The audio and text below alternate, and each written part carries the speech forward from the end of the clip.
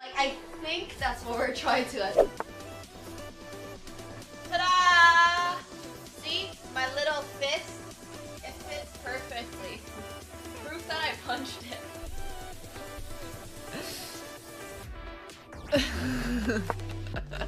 Like, my fists aren't very big. They fit perfectly into each of these holes. And that's why my hand is like beyond bruised. They're quite bad.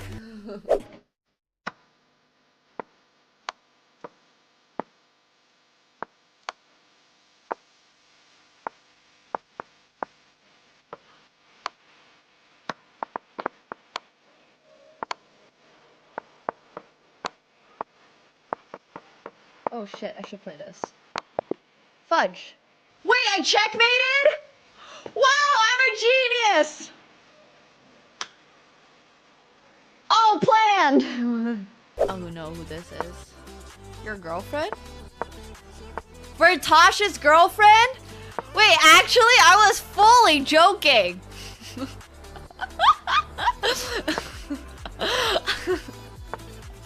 I was entirely memeing. Oh my gosh. That's so funny. He's dating a chess player? Good for him, I guess. I don't know if that's a good for him in Polish culture. I don't know what chess players are like in Poland. If you have an ELO, I'm automatically not dating you, so tough luck, buddy. Only dating people who have no idea what the fuck chess is. Alright, okay. I'm scared, guys. Just a little bit. 3, 2, let's go, Nemo. 1. Oh my god! That was awesome! Yeah, that was so scary. You did it! Okay, thank you. It was calm for like a brief second. Right. It was really brief second. And you got the dragon strap. Okay, thank you so much. What do you get when you jingle Santa's balls? Jingle balls, obviously. A white Christmas. I don't get it. Okay. Are you implying that Santa's balls are white? No, don't worry about it. Don't worry about it. What if he tans nude at the beach?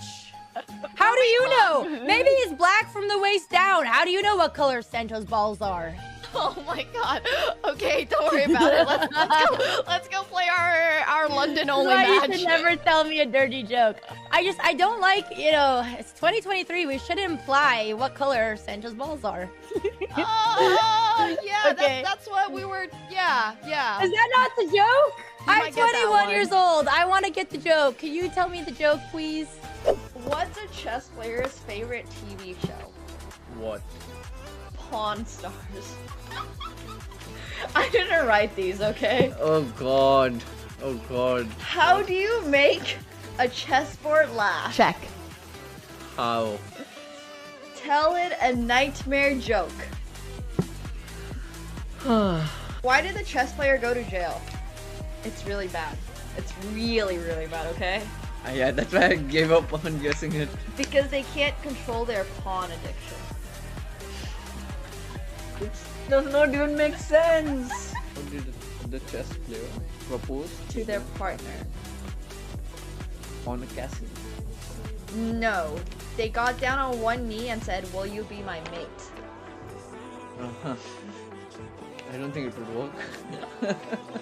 Yeah, you think chess players are getting girlfriends? Okay. We can skip that one.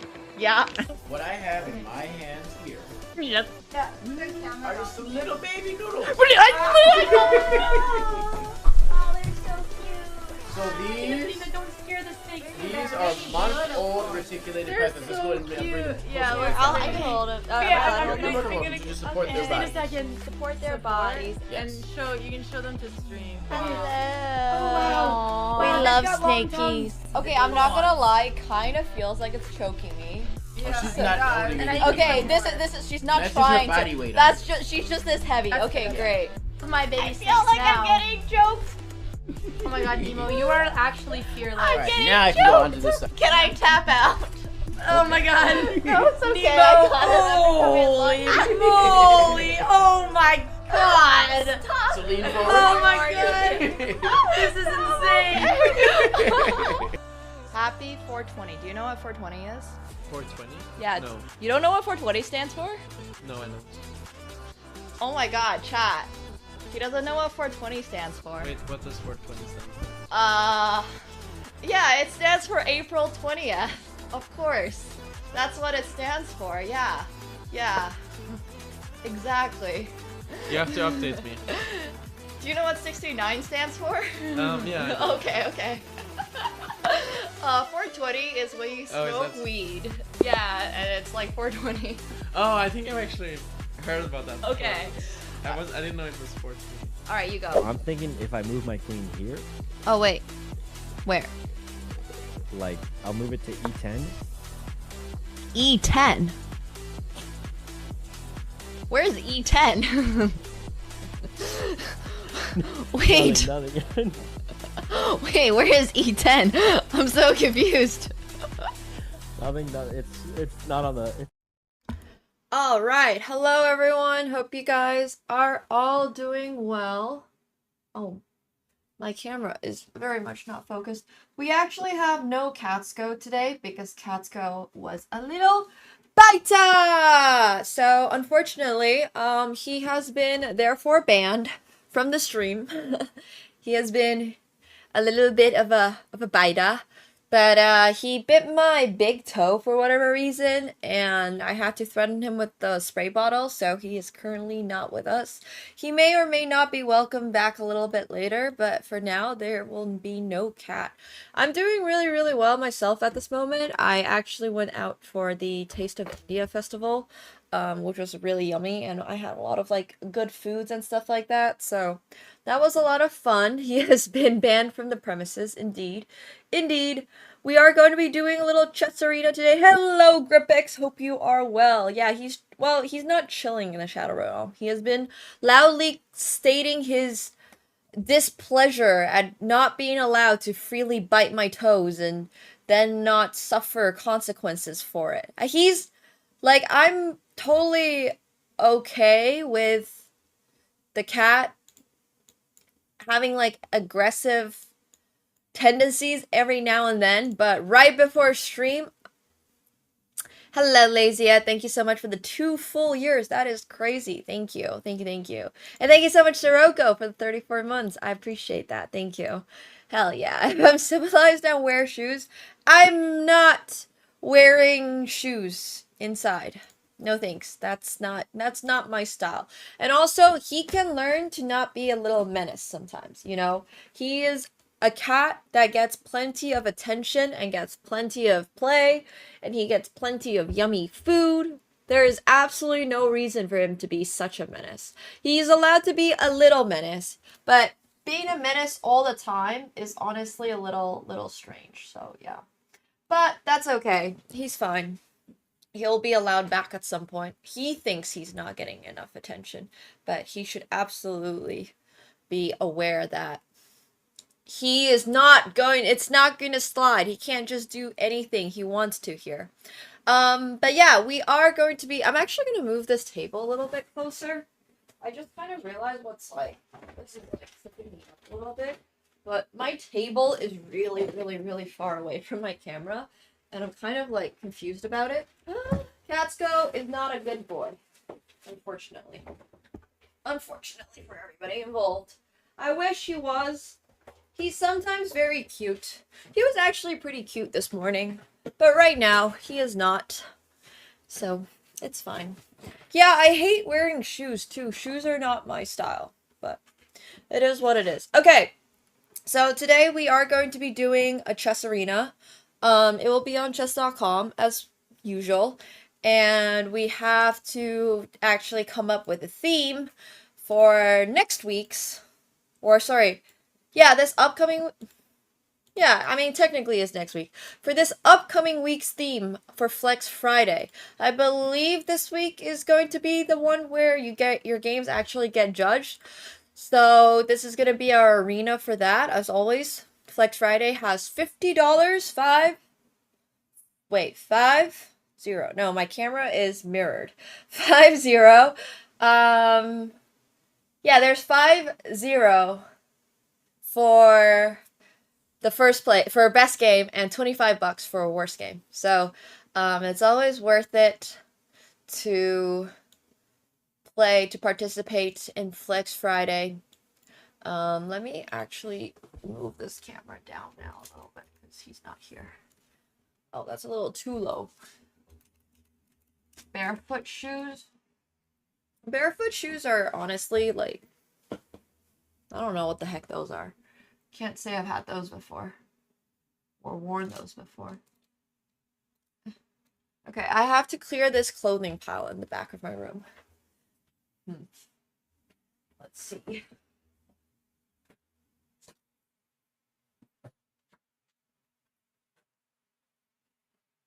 This clothing pile over here is bothering me. One sec. Okay. I'll wear this sweater. You're used to wearing slippers? Nice. Okay, so, now I've just been, like, I had to pack for my trip, and then I never really unpacked for my trip. So I've just been taking things out and more or less left it lying around. So, yeah. I actually just, they gave us laundry allotment while we were in EWC, so I actually had most of my clothes clean, but I just literally was like, in between unpacking and packing, I just have random shit lying around. Oh yeah, I forgot. We're wearing the Magnus sweater. Okay, so, we're gonna do the arena. The arena will start at 5 p.m. Eastern, and it will end at 6:30. So it'll be a 90-minute. Yeah, we had laundry service. It was kind of crazy, actually. I don't know what Zero shoes are, but I think Anna Cramling's sweater is very unlikely to have the words Magnus written on it. You know, I can understand why Anna would possibly have Magnus written on her hoodie, but it's unlikely, but never impossible. It's also got some very Magnus-looking quotes on the back. But yeah, it's a Magnus hoodie. Yeah, I mean, obviously, I don't know. I would probably get, sure, why not? Yeah, I had some really good food. I had this medupav, and I had a dosa. The dosa was actually so good. I love the dosa. And what else did I have? I had like this omelet sandwich thingy-majig, but I don't actually know what the name of it. Dosas are delicious. I have never had a fresh made dosa. Like a dosa that was made directly right in front of me. And it was so freaking good. They had like this garlic butter they put on it, and they obviously had a little, the potato was so soft. It was actually so good. It was actually delicious.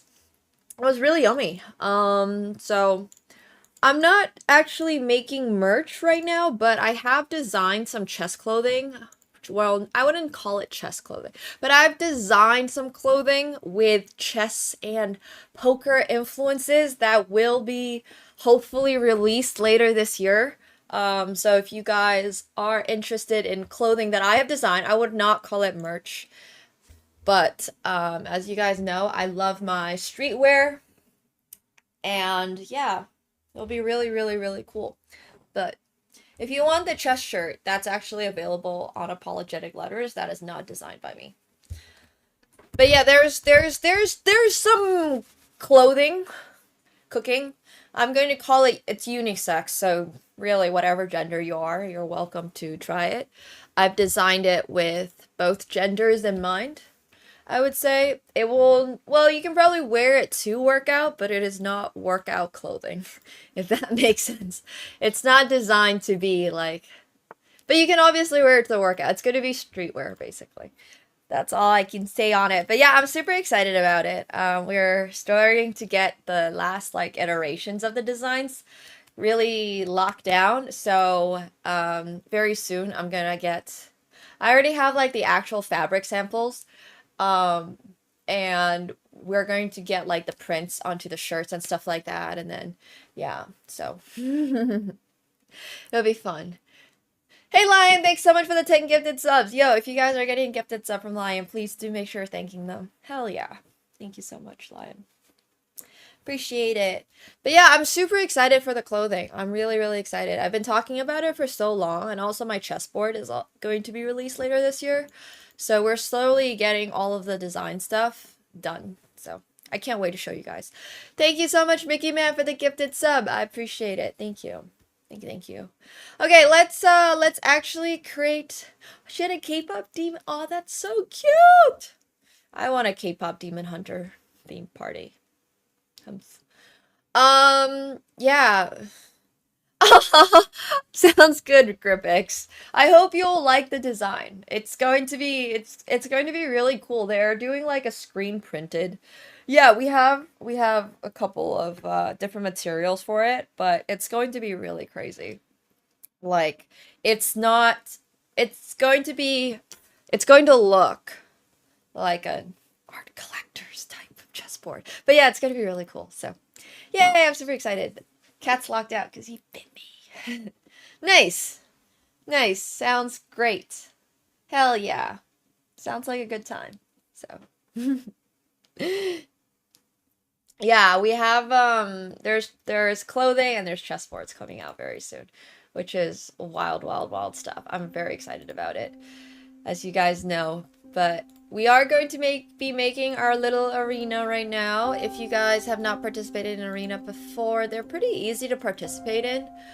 You just have to be part of the Nemo club. So if you do !club, that should work. I'm going to probably make it a 90-minute arena, just so it's not too long, and it's going to be 3 minutes. We'll have it start at exactly 5 o'clock, and I'm trying to think what the theme should be. So, we've gone through a lot of different openings. We've gone through a lot of different, like, you know, sacrificing pieces or that kind of stuff. Maybe we could have a theme that's roller coaster games to celebrate EWC is not a bad idea, but also at the same time I feel like I don't know how to make it so that you can only submit a game that goes up and down, you know. That seems difficult. Like, at some point the eval bar must have dropped, maybe? I don't know. I'm not exactly sure. So I'll keep thinking about Flex Friday ideas. There is no prize for this arena, unfortunately, but there is a prize if you submit your game to Flex Friday and you win. You get $50. For winning the Flex Friday Best Game prize. And there's $25 for the worst game prize. Because we also celebrate people that play chess and have really, really, really, really, really bad games. So, you know, it's just like super convenient for you guys to just play chess and submit into whichever category you want to. There's no pressure at all. But I would say, for the most part, if you want to be going for the best game prize, your game better be pretty good, because we have a lot of competition. So, yeah, going for the best game prize is always difficult, but you got this, chat. Okay, I don't actually have any good ideas, though. We have a wheel that we could spin for this. Spin the wheel! It will not be chess 960. We have this wheel. There's opposite side costling, there's pawn storms, there's rating difference flex. Your favorite, we already did that one. I'm starting to slowly run out of ideas. We can only get so creative. Person with the best genes wins. Okay, you know what? Let's do roller coasters for this week's theme. I like the idea of roller coasters a lot, especially because of EWC. We saw a lot of games where grandmasters were just completely dominating and they just accidentally do something like, you know, blunder their queen with 3 seconds left on the clock while their opponent only has 1 second. So yeah, roller coaster games, I think, is a pretty good one. So your goal for this arena is to basically win your games. The goal is always to just win your games. That's it. But obviously, I'm going to strongly encourage all of you to, even if you are lost, to find a way to come back. Because the whole point of this upcoming Flex Friday, the theme, is that at some point in your game, you must have been down. Or at some point in your game, you must have been up. Okay, like basically, you gotta have at some point a major inflection point. A major inflection point. That's what I want to see. Is a major inflection point in your game. So I think this is like pretty doable for most of you guys because y'all play some pretty sus games. So yeah, if you don't know exactly what roller coaster games mean, here, let me just pull up.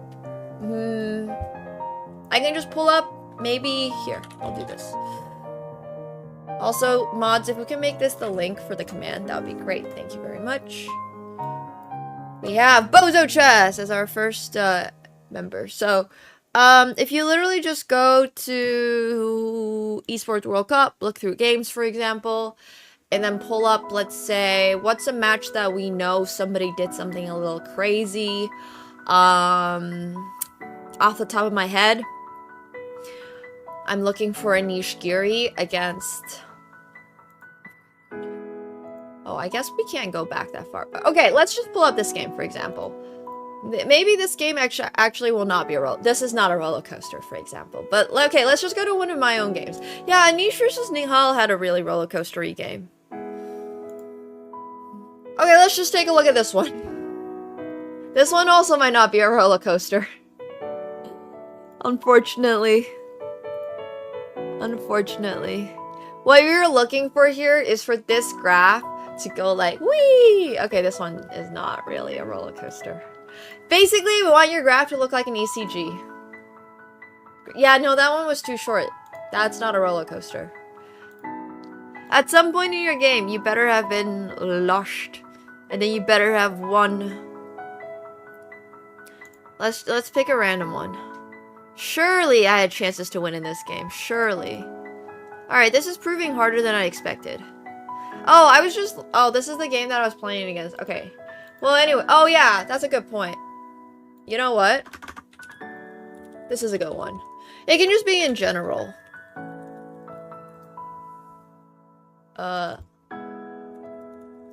Oops.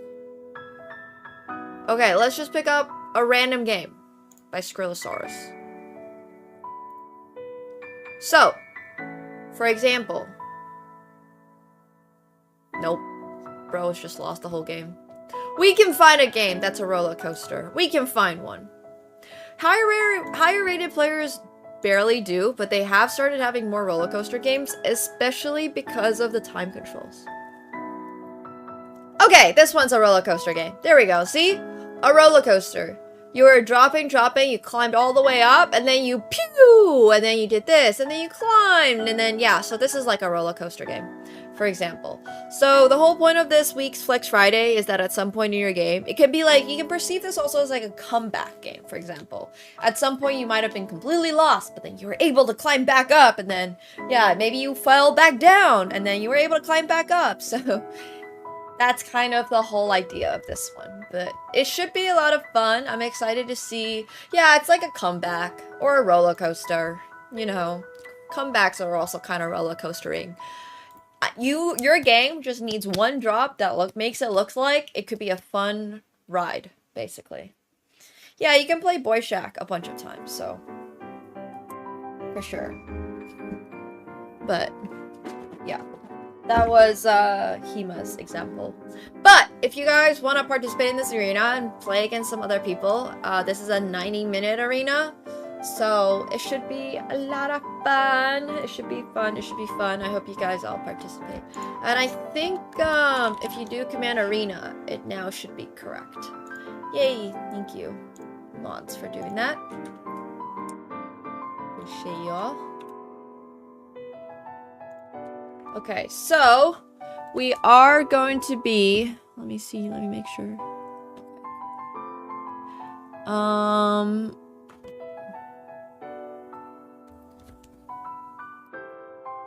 You like roller coasters, but you slowed down your playing. The best roller coaster in the world that I've ever been to is in Abu Dhabi. It's a Ferrari World. Ferrari World is why I love Ferraris. By the way, in case you were wondering. I'm a big Ferrari fan. But yeah. Alright, we'll do some puzzles and stuff for I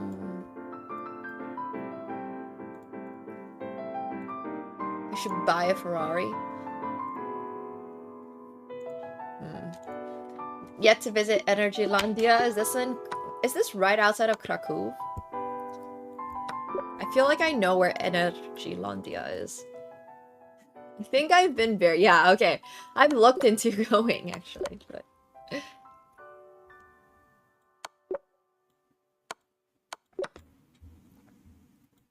Ferrari has managed to screw okay. Look. Ferrari at this point is more interested in selling their clothing collection than they are in actually winning the race. And it's fine. It's fine. It is what it is at this point. They have a very successful clothing line. They can focus. The F in Ferrari now stands for fashion.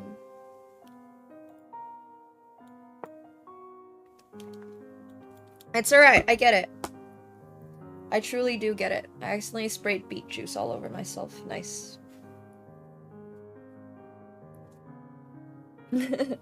Charles' pole to win conversion is like 3%. That's a flex. Yeah. Well, I wouldn't say Ferrari is using the roller coaster strat in their performances. I would just say Ferrari is using, is causing, you know, roller coaster heart rates in all of their investors. That's what I would say is currently going on. I don't know if they're not, a roller coaster implies that you're actually back to where you started in a way, but they're not really back to where they started. They're just having some subpar performances. I'm not sure I would describe their races as roller coasters at this point. It's kind of more just you know those drop zone things that only go down, like you go up and then you go down. They're just a drop zone with no up. Hamilton's interviews were genuinely sad to watch. That's so sad. Bro is having a rough year. He's having a rough year, and it is understandable. They're a little bit more in free fall than they are really in. Yeah, they're not. Their season is not going great. Yeah, maybe Ferrari will win next year. Who knows? Maybe. Maybe. But I do have to say, Ferrari has one of the best dressed teams, so they do have that going for them. They do have that going for them, which is nice. 2080 is going to be the year of Ferrari.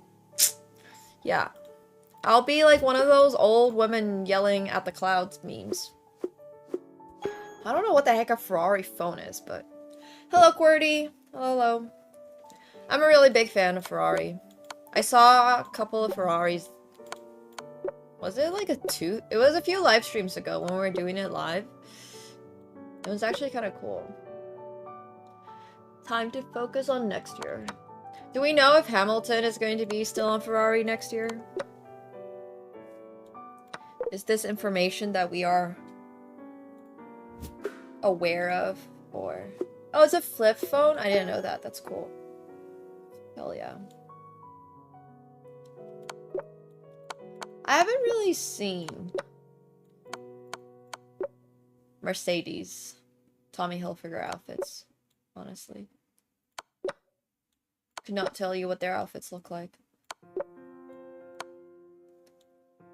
He said they should change the driver. Oof. Is he implying himself, or is he throwing shade? It sounds like he's not throwing shade, so I'm gonna assume himself. That's kind of crazy. Oh, oof, that's rough. That's kind of rough.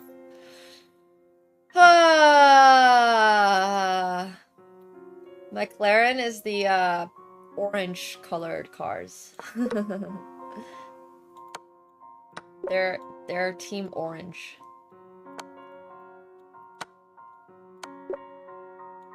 As far as the color scheme goes, I'm not vibing with this music. Papaya. Okay, but papaya is literally just a subshade of orange. Like, papaya is literally just orange, guys. It's orange with a touch of red. It's literally the same. The viewer arena is indeed rated, yeah. No prizes, though, so... play at your own risk.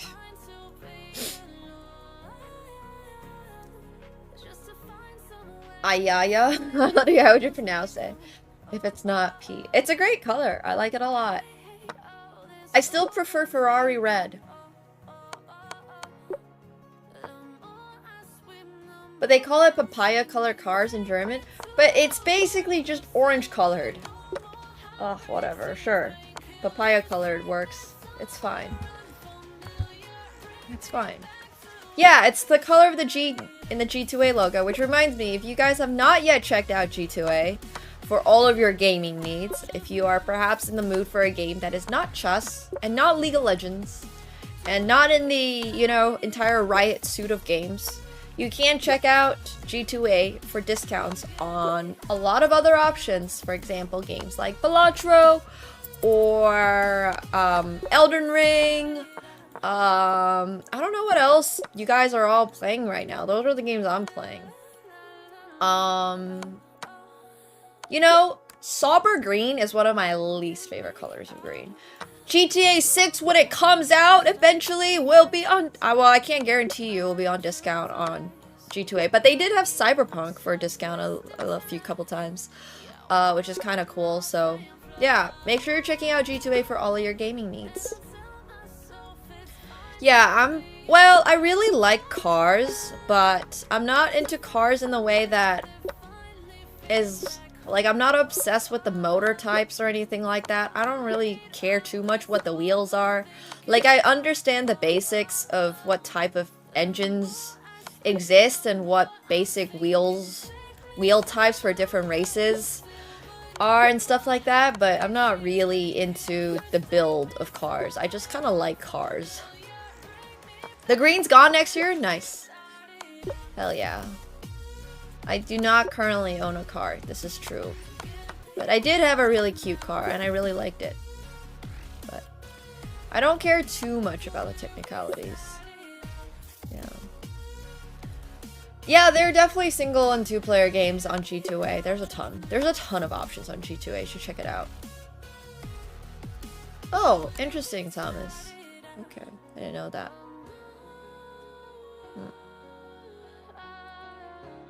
I don't even know what Veld is.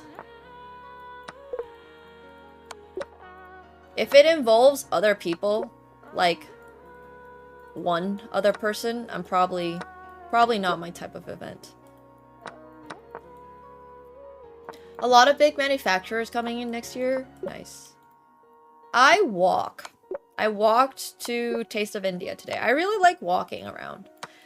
And if I'm in a like if I'm not at home and I'm at an event, I typically Uber or still walk. Like Paris is a very nice walking city. I walked all around in Bangkok. I love walking in Tokyo. I really don't love cars or sitting in cars. I think traffic is the thing I have an issue with, which is why when I say I really like cars, I like cars as a concept. I enjoy cars if I was to be able to hypothetically own a Ferrari and drive it in the areas where it's intended to be driven, which is in the Italian countryside and on the hills of Tuscany. I like cars as a concept. I don't genuinely, at this current time, feel the need to own a car or anything like that. Yeah. Like, I would like cars a lot if I was the only person with a car. I agree with Bido a lot. I would also like a lot of other things in this world if I was the only person. But anyways, that's a different story. Yeah, I have a pretty easy work commute. Exactly. I'm not a huge fan of If I was to ever have to physically go into office, I would probably try my best to live as close as possible so I could just walk. Or be on a public, like, train line that can go direct. Yeah. I really enjoy using public transportation in countries like Japan or Singapore. Or even Paris. Like, a lot of people hate on the Parisian metro. I'm totally fine with the Parisian metro. It's a little confusing, and the the trains themselves are a little rickety. Parisian metro feels like it's been exactly the same, maybe for the last 100 years.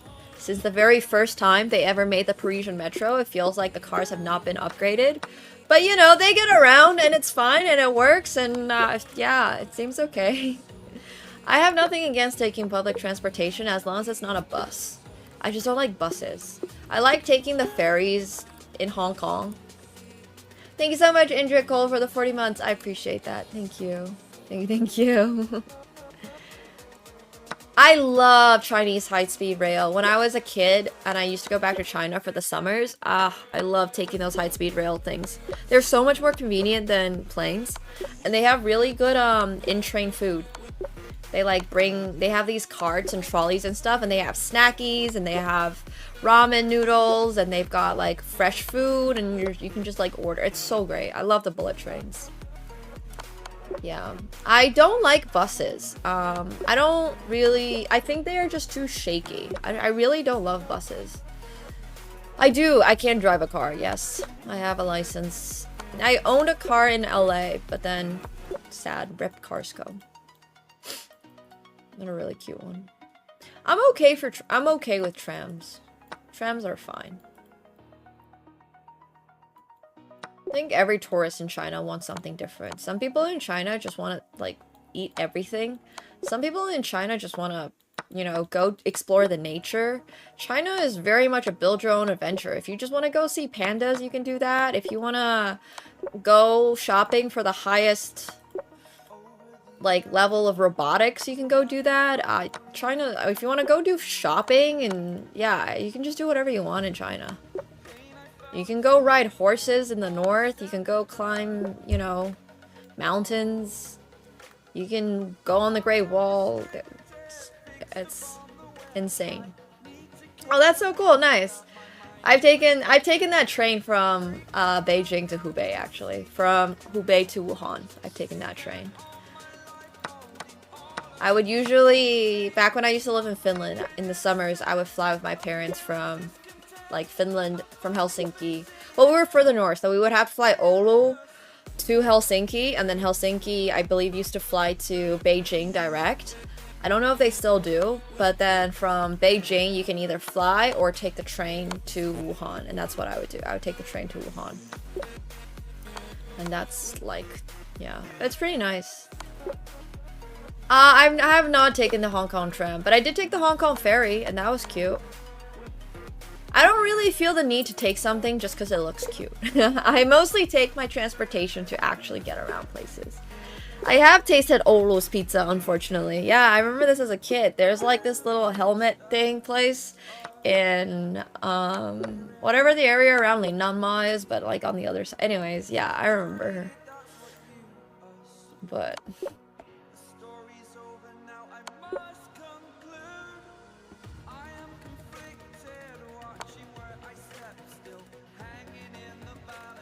oh no, that sucks. In Hong Kong? I like walking in Hong Kong. No, I did not try the Riyadh metro. Nobody even told me Riyadh had a metro. We got shuttled around everywhere in cars. Yeah, unfortunately. Finnish people love mayo though. Like, if you're Finnish and you... I actually kind of like Hesburger. I have nothing against mayo on my burger, but I don't like mayo on my pizza. The whole point of a pizza, I need that bright acidity from the tomato sauce. I do not need to try mayo on pizza. Finnish people like mayo too much. There's a reason pizza was initially made with tomato sauce. But yeah, it's fine. I love walking everywhere. Walking everywhere is great. They're like, where the fuck are... That's so sad though. Aw. Yeah. Hesburger? He went to Hesburger? Oh, that's great. I think it makes sense on a burger. It's just, it tastes a little different on a burger. But yeah. Finnish people like their mayo. Mayo on pizza deserves time in jail. That's so funny. It's really funny. Oh my gosh, don't even bring up me. No thanks. Hong Kong next Thursday? Yo, have fun. It's gonna be a great time. You'll enjoy it so much. Hong Kong is great. Oh, there's so many places that I want to visit this year, but whew, life's busy. Life's so busy. But it's a good kind of busy. And I just got to go somewhere for the first time in my life, so that's also cool. That rooftop bar? I didn't go to any rooftop bars in Hong Kong. If you're talking about the hotel that I stayed in that happened to have a rooftop garden, I don't remember the name of it, but it was not a rooftop bar up there. I was just chilling in the garden. Yeah, I've been to Lisbon. A few times. I didn't love my most recent trip to Lisbon. But, yeah. It was good. It was fine. It wasn't, maybe I had my expectations too high. But it's okay. I used to really like it as a kid. I don't know. Maybe I just... Yeah. I have no idea. I could not tell you what the hotel name is. I'm sorry. Just like, probably booked it literally the night of. Like, I landed in Hong Kong and was like, okay, well, I need a hotel. So let's just book one. I have no clue. I'm sorry. I probably have footage for a Hong Kong vlog. I still have one Singapore vlog. That I have a Paris vlog. Oh, I'm so delayed. Yeah. I'm sure if you Google map the area that I'm living in and reverse engineered all the steps I took, you could probably like geolocate the hotel I stayed in. It's not impossible. It's probably not even that hard. I mean, you just need to... You have 3 pieces of information. It's on the Kowloon side. It was very close to the... like, harbor. And it's one of the few hotels in Hong Kong that has a rooftop garden. You could probably figure that out. If you just ask ChatGPT, you could probably locate it. But it also doesn't have a rooftop bar up there. It's a rooftop garden. Yeah, they're literally and you have video footage of exactly where I was streaming from. Like, I showed you what it looked like. You could probably hire Rainbolt to find out. You can triangulate all the buildings. You have the very clear example of what the Victoria Harbour lights look like. Is it Victoria Harbour? It might not be Victoria Harbour. So... Yeah, exactly, Zuka. Yeah. Yes. Go ask Rainbolt.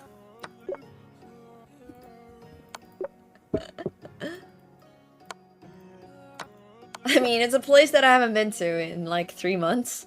I don't know if that counts as stalking anymore. I think bro is just genuinely curious as to what that place was. I don't blame him. It was a nice place. I just could not tell you. I don't remember at all. Yeah. I could do travel guides and stuff, but I don't have the energy for it, so... It's okay. It's alright. But there's a lot of nice places in Hong Kong. Big fan of Hong Kong.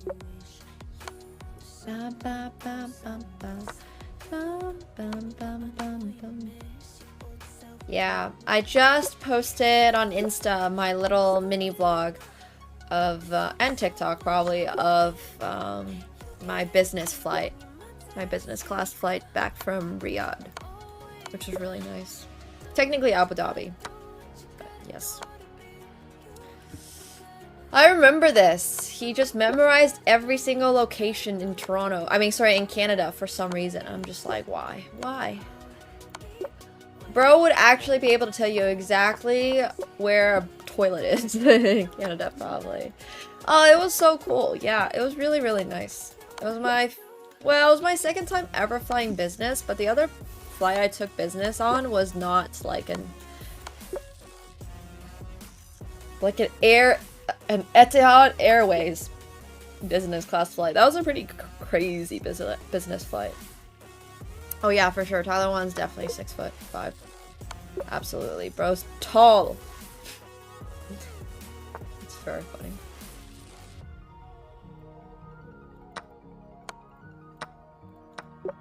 Advisable? Sure. But does my budget agree with that?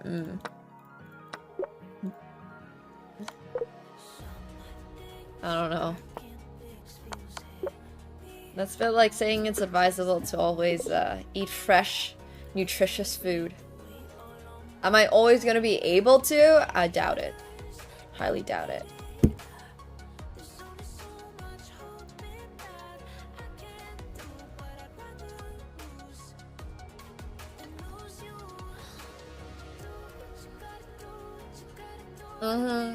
Yeah. Oh, shoot. We are 9 minutes away, guys. If you have not yet entered the arena, feel free to do so. Farm those games for the upcoming Flex Friday. This is beet juice. It's actually pretty healthy. It's orange juice, beets, and carrot. Yeah. Lose that ELO. Or don't lose that ELO. Up to you. Totally up to you. But yeah, there's some really nice airlines. What also obviously really helped is that I didn't pay for my base flight ticket. And I would imagine actually an Air Etihad base flight ticket is probably quite pricey, which is why the business class upgrade wasn't that much. It was like pretty reasonable. So that was really nice too. But yeah. I have no idea what the outright flight ticket cost would have been. It is nice, yes. Yeah. Even the economy class meals on Air Etihad Airways was really good. So my weekend so far has been pretty chill. I mean, I was on a flight most of yesterday and then landed back at like 9 AM or something. So it's been a lot of just streaming. I haven't done much. I never really do that much on the weekend. I tried going to this farmer's market, but it was so crowded, so I just went grocery shopping instead. And then today I went to this thing called Taste of India. It had a bunch of like Indian street food vendors, and that was really nice. Oh, I even got a little bracelet. Could not resist. Oh no, where did I put it? Uh-oh. Oh, here's a Polaroid from when I was at model camp in New York. I never really miss anywhere, which is kind of nice.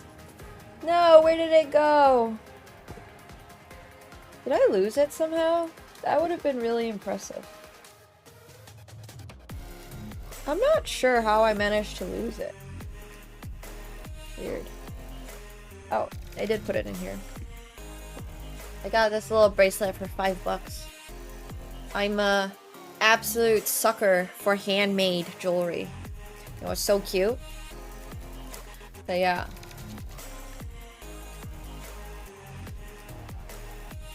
I love cute little things. Ta-da! It's got like little... It's like cranberries. It's kind of cute. But yeah, it was really nice. And I had a really yummy dosa. It was like so perfectly crispy. It was so good.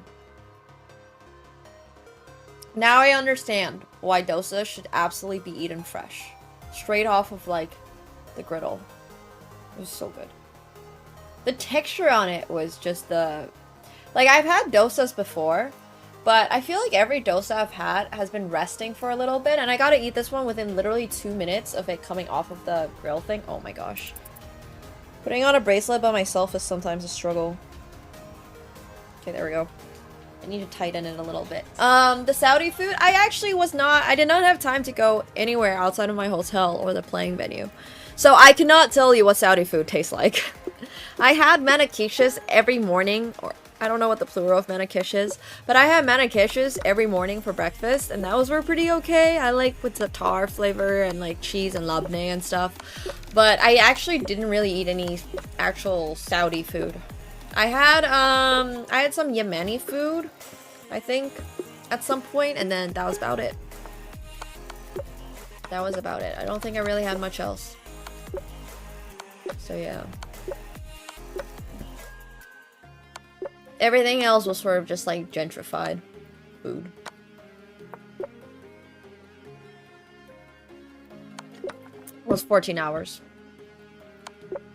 I had a quick transfer in Abu Dhabi, and then Abu Dhabi Toronto was like 14 hours. During long flights, I usually just work, or if I sleep. If I'm able to, I sleep. But on the flight there, the babies were crying so loudly, I had no time to sleep. They were so loud. But my vlog back, I literally just posted my vlog. So if you have not yet seen my... Here, we can watch it together. Hehehe. Oh my god, going there was so awful. It was so awful. I was not happy. I was so mad. There were not just one, but there were like 3 crying babies all at the same time. Here. I did something kind of crazy for me, and I upgraded my flight home from EWC to business class, and honestly, I'm not even feeling guilty about it. After 20 hours of crying babies getting to Riyadh and a week of fun but hard work, this is exactly the treat for myself I needed. It's on its own floor. Did you hear those babies? Like, did you hear how many there were? I have more videos of that, by the way. I have more videos. Wait, listen to this.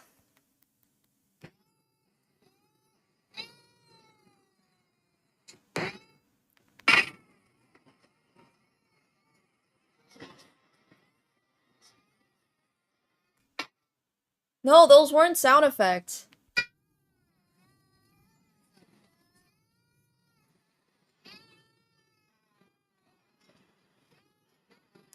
Did you hear all those? Like, they were non-stop just crying. They were just non-stop crying. Floor of the plane, which is kind of crazy, and the seats are so comfortable and they come with a back massage. Also, look at this menu. I got the burrata for my starter and short rib for my main, and it was delicious. Absolutely, we should absolutely be banning babies. They had an extensive wine list too, which you know I love, so I chose to pair the short rib with the mouvetre. Being in here is actually pretty motivating. I'd love to be able to justify this more often, but for now, I'm enjoying it as a wonderful treat. So, I did something kind of crazy for me, and I upgraded my flight home from EW. Yeah, so that's, yeah. Anyways, oh my gosh, it was crazy. There were so many freaking people. Used to work for this airline for 8 years. Well, I hope it was a pleasant experience working for them. Because they seemed nice. Everybody seemed pretty chill. It was like... Oh, I'm sorry. I'm absolutely hating on babies, especially on planes. Every time I've started having friends that have started having kids, and every time they're like, "Oh my gosh, like look at this beautiful baby," and I'm just there like,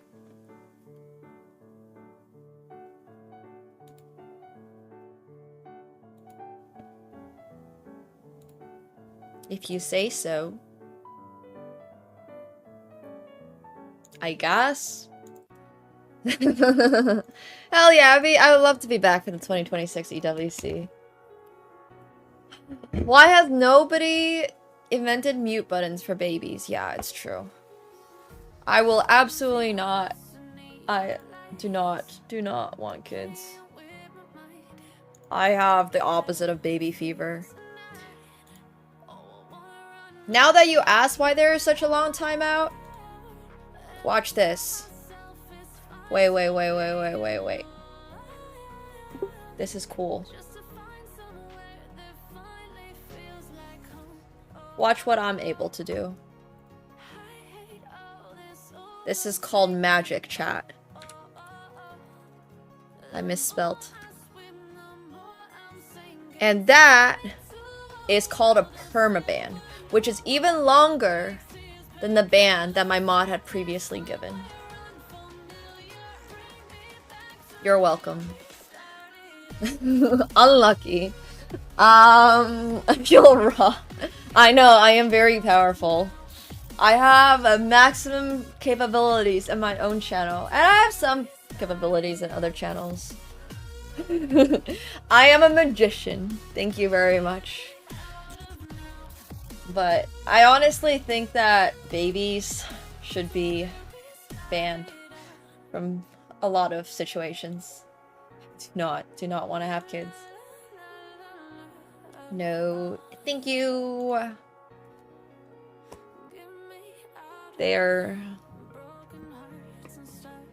I'm fine with other people having them as long as I don't have to see or hear them. Yeah. Hopefully never. I just don't understand the point of having them, but that's a different story.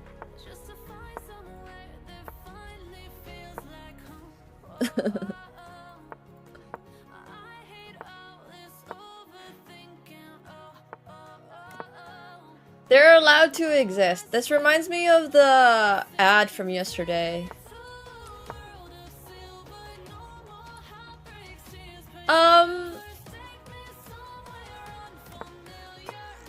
I had a horrible experience of being a kid, personally. And every time that I've watched, like, one of my social media friends or just friends in general have a kid, it just seems like, wow. No thank you. Like, every time an influencer gets a baby, I'm like, more de-influenced than ever about the prospects of having a kid. It just seems like all around a terrible experience for everybody involved. Both the parents and the kid itself. It just seems like, yeah. It's literally just negative influencing every time. I'm like, yeah, alright. That seems like something I don't want. So, yeah, I think it's cool if somebody wants to have them themselves, but people should be allowed to do the things that they want to do, you know? If you want to have a kid, that's great. If you don't want to have a kid, then, yeah. Yeah, people used to have kids, like, out of actual necessity, kind of, but now it's kind of like, well, I can see why you would want to have a kid. Hypothetically, I guess, maybe. But I also just don't also care about having a family, because I've never had a family, so it's like, yeah, alright. I don't really understand why people would need to marry if you've decided to just be together in the first place. You're already together. The only reason I would ever want to have a marriage is so that I could have my Star Wars themed wedding on Lake Como.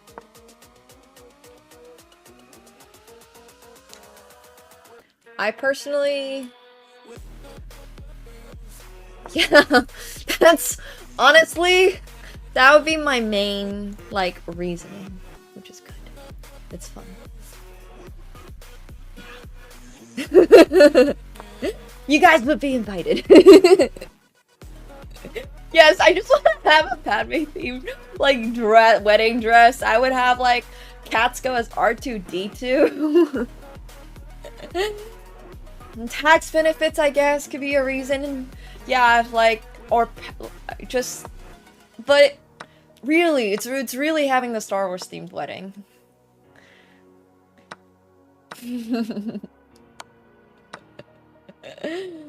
But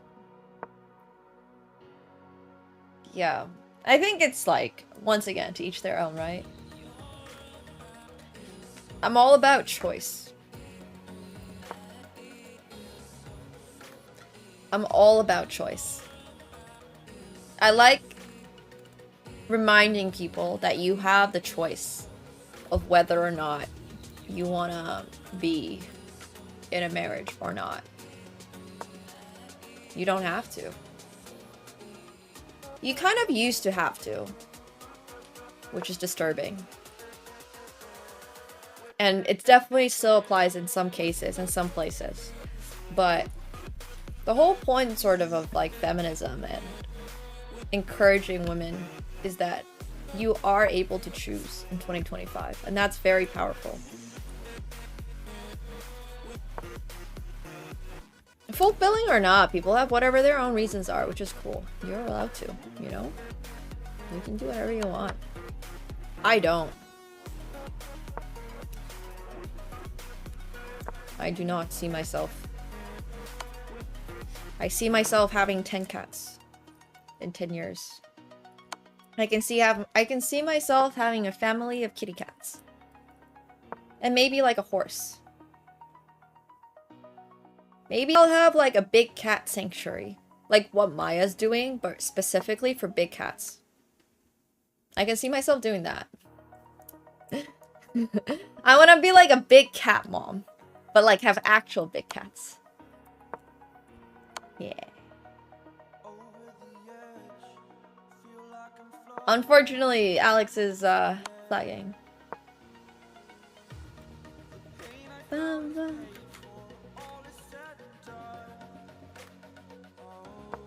I don't believe that feminism needs to make women happy. I believe feminism needs to exist to let women have the ability to choose to not have kids if they want to not have kids. The ability to vote, the ability to have abortion, the ability to choose to not be in a relationship they don't want to, those are much more important than whether or not somebody is happy. Having the right to just exist as a woman without somebody else saying you can't do that is very important. The ability to have free will is much more important than happiness. Basic human rights are kind of important, yeah.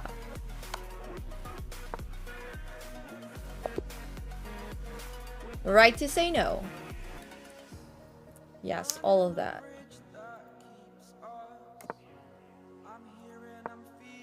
Couple of flagging games. Nice, nice. Croissant with the brilliant move profile picture. I like that. Well, everyone should have the right to choose, but there's unfortunately, apparently a group of people out there who believe that not just women, just people, some certain groups of people don't have the right to choose. I mean, we don't have, I guess, like, activists are the other term for this right now, like, just race activists. Like, it's not just women, it's just, if you are a minority group, which women aren't even really a minority group, it's just the fact that men have been in power historically more than women have. For most parts of society, they haven't always had the same rights. And it's just about making sure that a group that has not been historically represented well, nor treated very well, are able to get access to the rights that they deserve.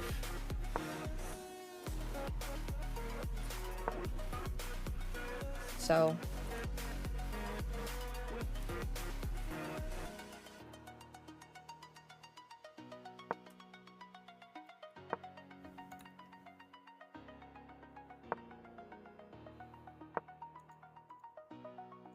well, I personally hope that there's a point in history that we don't need to have military drafts.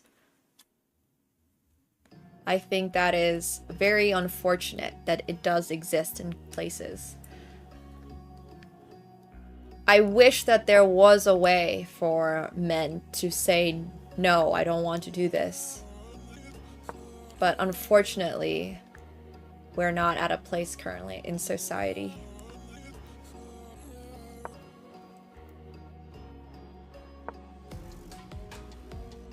No, I think Canada does a pretty good job. As far as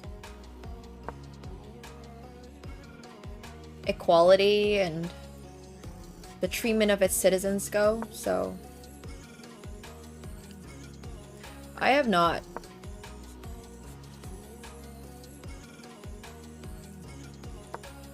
But I do think that it's a pity that as a society, we're in a state where real life wars can happen.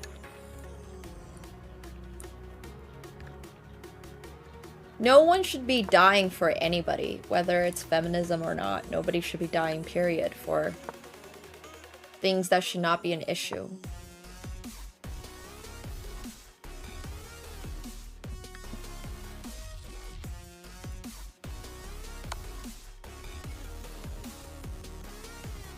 Regardless of your gender, nobody should ever be in a spot where they're mistreated or left without choice. Literally, that's just whether or not you are a guy or a girl, whatever else. I think that's common sense. This guy's just beating this 2300. It's kind of crazy. I mean, he only has like 20 seconds left, so.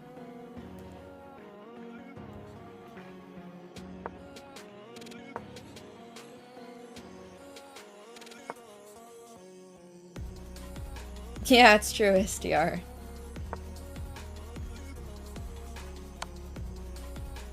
I think these ratings are accurate, yeah.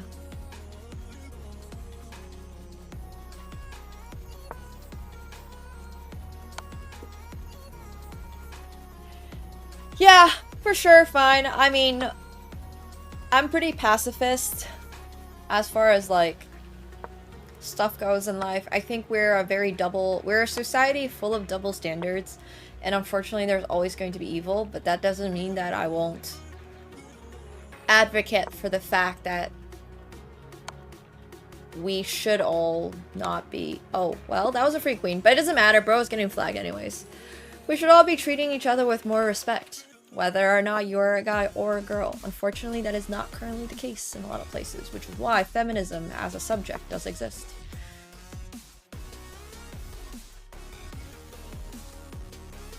Unfortunately, it is still things that we need to talk about and things we need to address. Even fucking in chess, man. Like, it's crazy. It's insane. Being a girl in chess means that if I beat somebody who's better, a lot of the time people are just like, haha, there's no way you would have beat him, he went easy on you, or like, you cheated, you're reading your phone, and it's like, bro, what? Like, are you serious?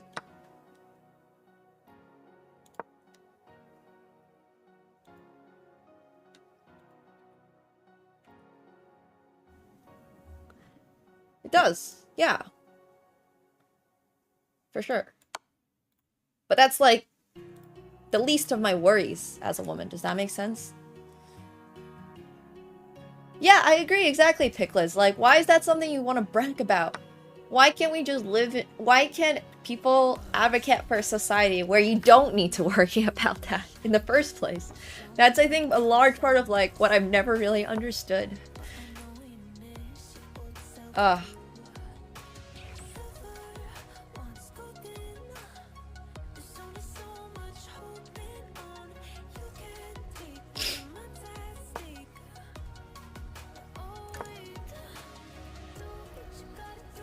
Well, like I've said multiple times, the whole point of having separate brackets, and it's not even separate. Women are allowed to play in open brackets whenever they want to and get open titles. Like Divya just got the Grandmaster title as she's a girl. But the whole point of all this is to encourage more women to play chess and encourage female participation, because you know who has not been historically encouraged to play the game? And like I've said multiple times, even when I play and like I'm not like even the most, I guess, feminine person, if that makes sense, but every time I play, it's always gotta have some guy who's like, you cheated, go back to the kitchen, girls can't play chess. And I'm just existing. I'm just playing. And it's like, You think the average girl who is not making a cent off of chess, who is getting those type of comments, is going to be like, oh wow, chess is such a welcoming community. This was so much fun. Let me play every single day. Absolutely not. Yeah, those are really dumb comments, and I'm not giving them attention, but my point is that I'm not the only person who gets those type of comments, right?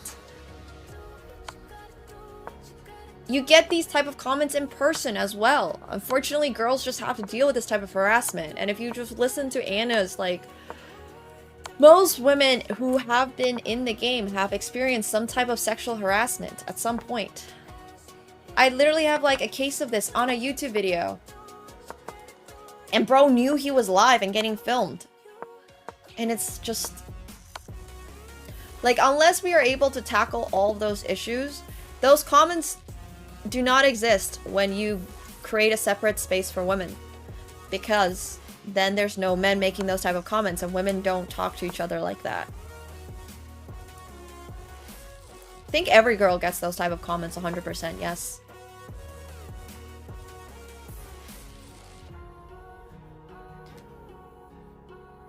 Absolutely. I'm obviously not the only one. Yep. I am fully advocating for a separate space for men as well. All the time. All the time. I'm all for separate men's only gyms and separate women's only gyms and women's only pool hours and men's only pool hours. They had this in Saudi Arabia and I was like, well, this is kind of nice. I'm super down. I mean, the solution is to punish the people that actually make these type of advances and harass women. That's absolutely like, what? Like, why can't we just punish them? Why can't we just ban them? Yeah, I don't understand why. I'm super down for completely separate everything. I got nothing against that.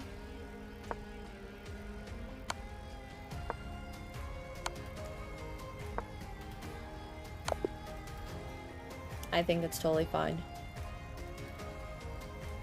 I think there should also be the option of going to the mixed one, if you wanted to. But you don't have to. So...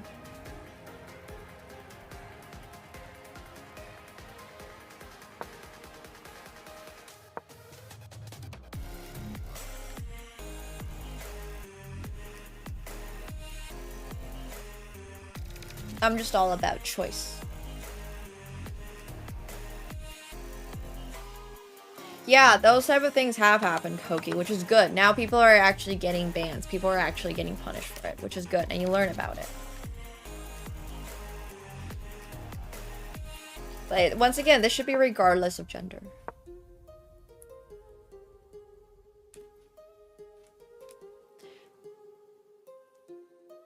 Yeah, unfortunately, there's a lot of issues, but one can hope that things will improve in the future.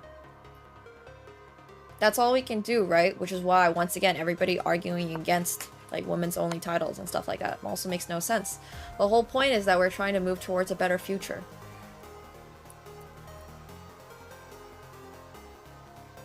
If you want to say something, you should feel comfortable to speak up and say something. If you don't like that they're touching your back, legs, arms, and shoulders at work, say something about it. And if same for you, Y2K. Men should feel the exact same way. You should feel comfortable speaking up about it. If it's something that you're not comfortable with. Well, now you're understanding why there's women's only spaces. Space Violet. And tournaments.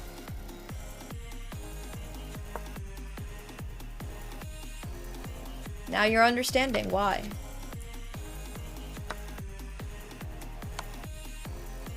If that makes you uncomfortable, which you have every right to feel, and you don't want to deal with that, you should either speak up, and once again, like, one of the issues that women face is that they speak up and they don't get taken seriously, and it just keeps happening. So that's why they've created these women's only spaces, like women's only chess tournaments and women's... Yeah. Yeah, for sure, Charming Tainment. I agree with that.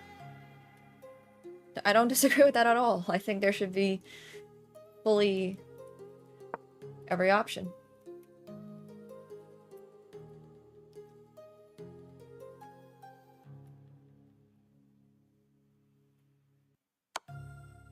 I did, yes. It was really nice.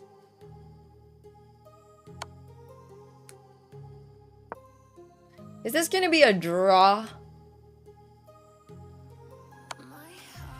Yeah, it's tough. It's tough, Tiger. Which is why... Ugh.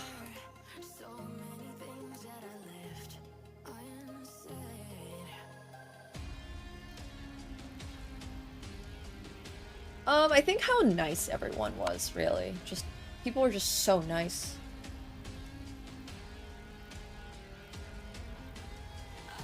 I mean, Broski's trying to go for the win, but it feels like it's very much going to be a draw. Yeah, there were a couple of women. It was great. There were a lot of girls. It's awesome seeing more girls in the chess.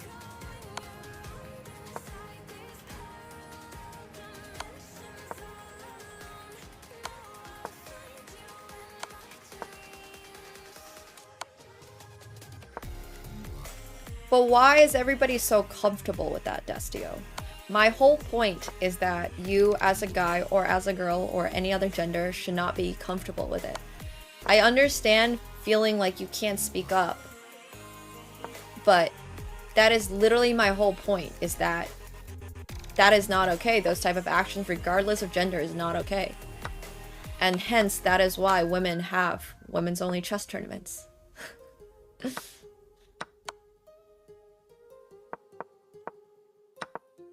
Like, all that sucks. It's gonna be a win. This is definitely a roller coaster game. I don't know what the result of this game is gonna be, but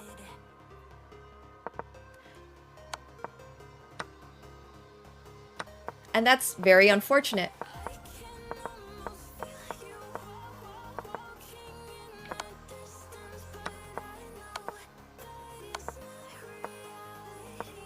Oh, pause champ. Broski's gonna win? As long as he doesn't stalemate? Boyshek is trying to hang on? Alright. Broski's got the win.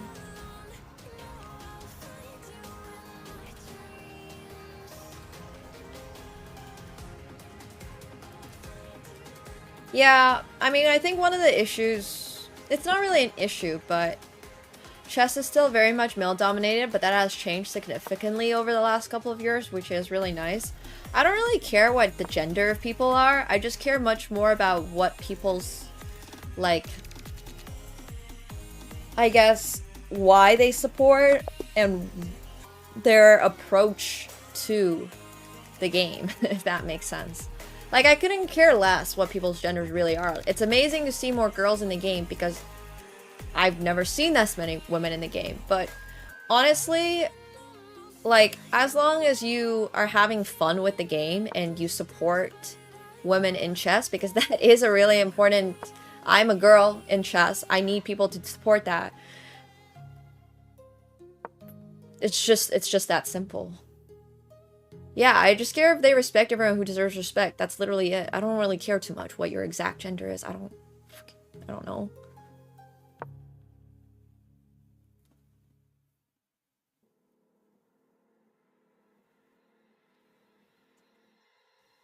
Nice, Stanford. Hell yeah. That's awesome.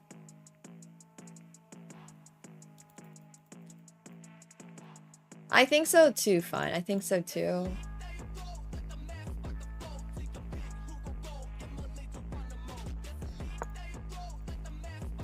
Once again, there's nothing wrong with thinking that chess should become a mixed game. I have mentioned this previously as well.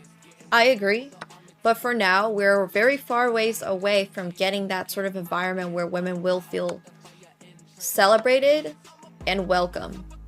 So until we are able to get to that point, there will be women's only titles and women's only tournaments. So,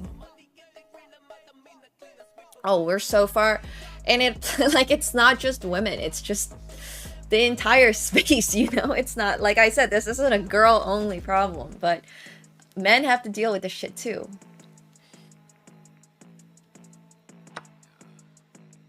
I watched that arc, yeah, I know, Liam. Yeah. There's nothing wrong with thinking that we could be doing better and we should be doing X, and also acknowledge at the same time that we're not at that point yet, so therefore we should be doing all these things.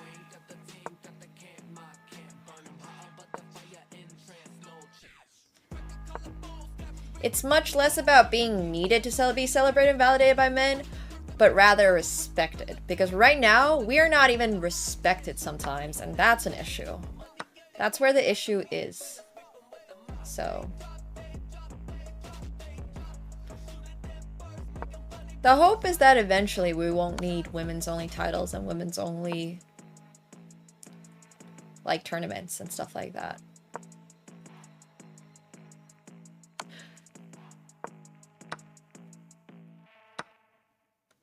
Time will tell, Redbird. Time will tell. Let's see if this 1400 can flag this guy, though.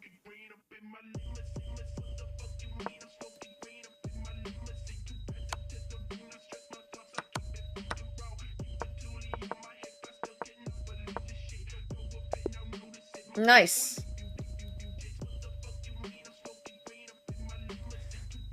Nice flag.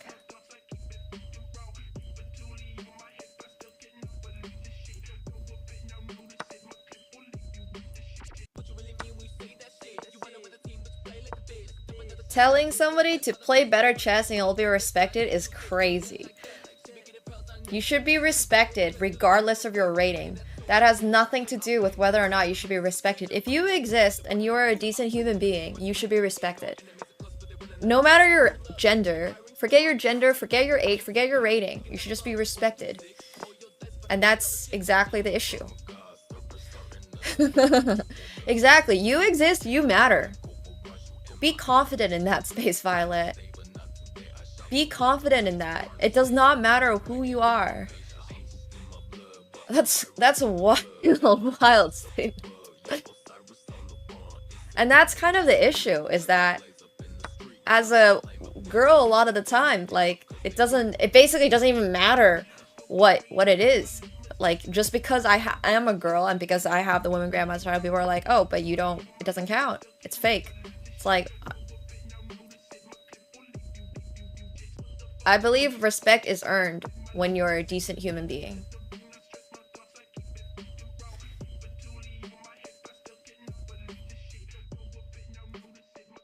I think if a female player who is playing as well as Magnus would get so much hate and be accused of cheating 24/7.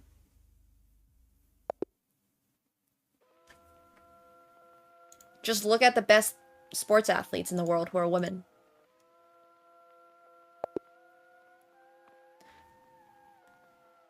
That's interesting, Kako. Exactly. It doesn't mean you disrespect until they earn your respect. You don't need to treat them like God. It just means that you shouldn't be talking shit about them.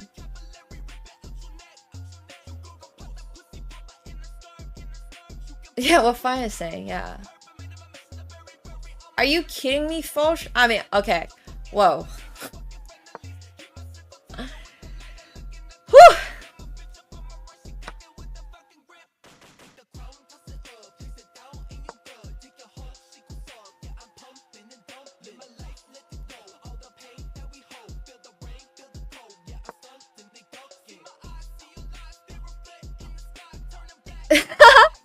Sneaky llama. I mean, our chat is literally proving the point. Which is very funny. But, like I've said, I am all for a space where women's titles and women's only tournaments no longer need to exist. As long as we're able to get to that point where people are respectful.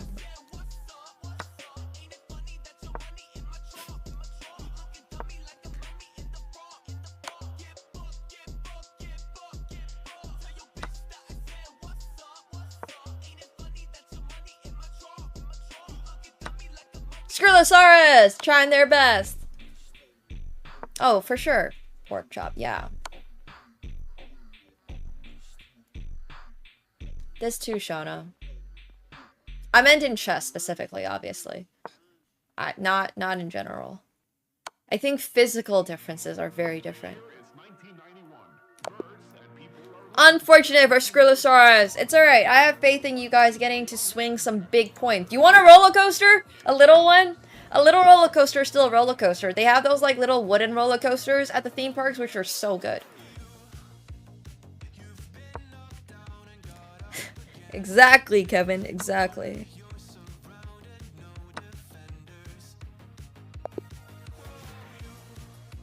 Mini coasters. The mini coasters are so cute. I love mini coasters at the theme parks. They're just like such a fast ride.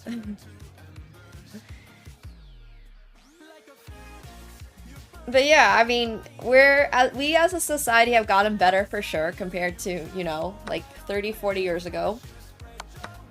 But we're not quite there yet. And if anything, the current climate on the internet, I would say, is making things a little complicated. Because it's become less of a... It's become almost divisive just based on the fact that you are the different gender, which is unfortunate. Like, people are taking teams. It's not a teams thing. It's about making everybody's life more comfortable.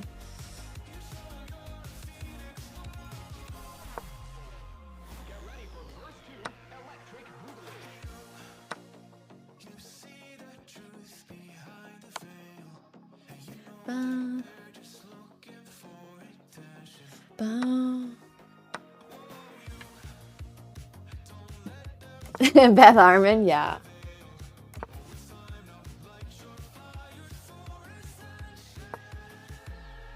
I do think respect for women have gone a lot better over the last 20 years. Absolutely. That's crazy, Shauna.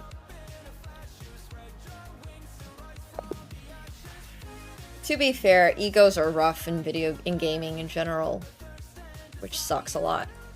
I think ego is also a big part of it too.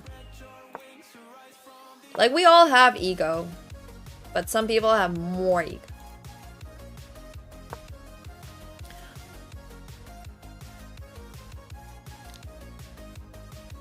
Oh no, you're good, fine. Unfortunately, you just can't use that one word.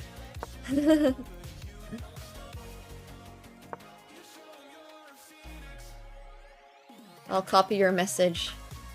Yeah, Tile Tuesday is whatever.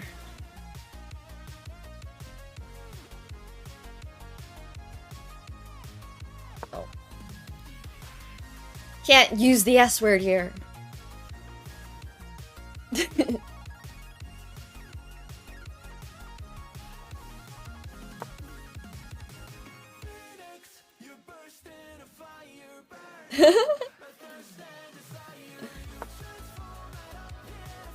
Saying that you have a slightly different opinion makes you automatically get labeled as misogynistic. And when your previous message was, why do you need to be celebrated and validated by men, and well played chess and you'll be respected? Well, play better chess and you'll be respected is, That's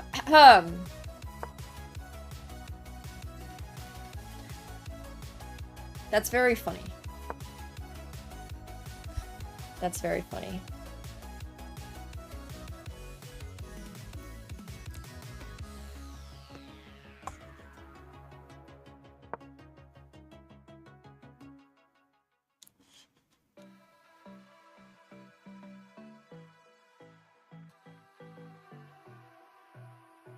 It's fine to have a different opinion, but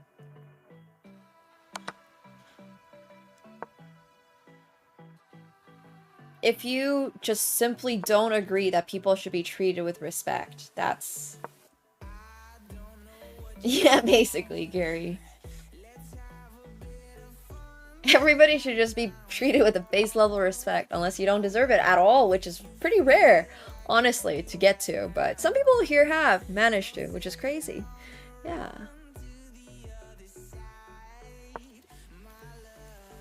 Yep, for sure, Kevin.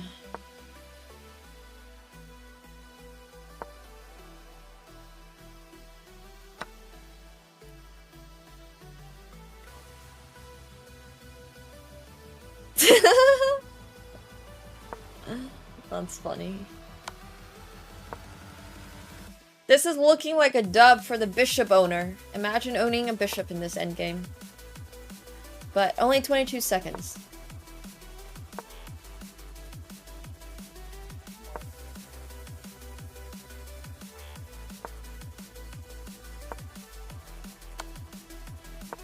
People ask stuff like that all the time, Kevin, and it's kind of funny because women in China haven't really had the same issues as men. Sorry, as like women in the US or something like that. Women have more or less always legally been allowed to go to university and stuff like that. If you can't, it's like poverty has been a huge issue though in China. So regardless of your gender, if you've had to face poverty, it's been like a struggle. But women can be in like positions of power. Basically, since forever, we've had women emperors. I guess empresses, female empresses. They've been able to be warriors if they wanted to. I think gender was a lot less of an issue. And what was way more of an issue is just poverty. Yeah.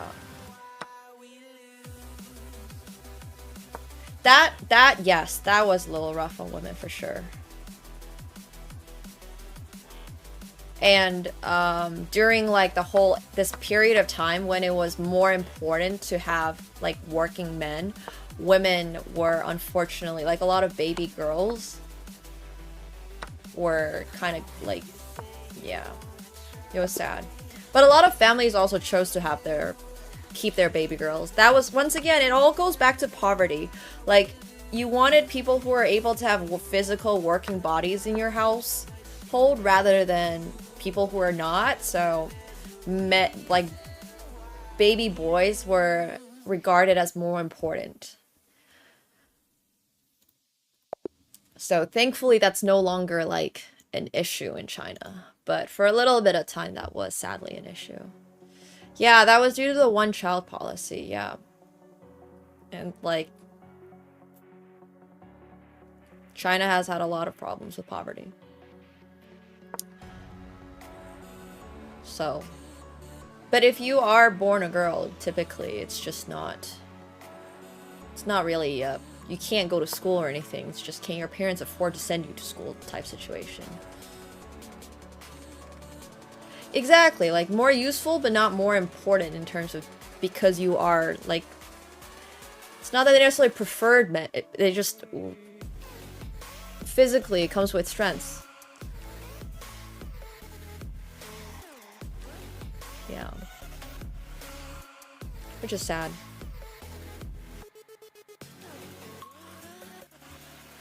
Yeah, for sure. Things have changed, thankfully. Wealth helps a lot of situations.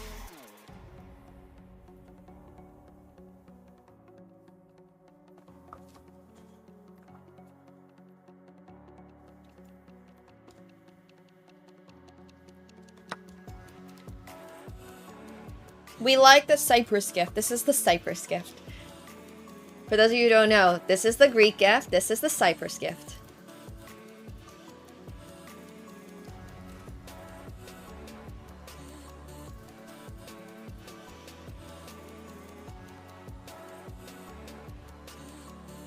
Yeah, that's crazy, fine.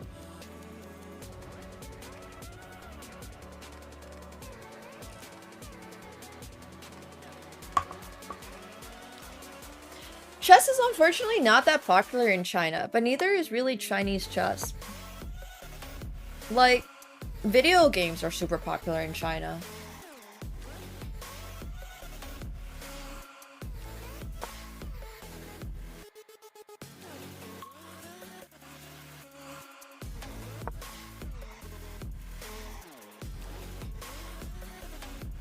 Yeah, the other interesting thing I think about Chinese culture is that, like, we've had the tiger mom stereotype for so long in Chinese culture. Like, women were always in positions of being, like, the family boss, if that makes sense. Like, that tiger mom stereotype is passed down from hundreds and thousands of years of tradition. So, It's not just like, yeah. I think that's pretty funny. Yeah, I've played Chinese chess. That's true, Sneaky Llama, but I think it's like almost surprising that chess isn't as popular in China, because we had Ding Liren, but it's not as popular. Like, relative to chess, I would say in America, it's not as popular as chess in China. Like, on a population per person sort of way.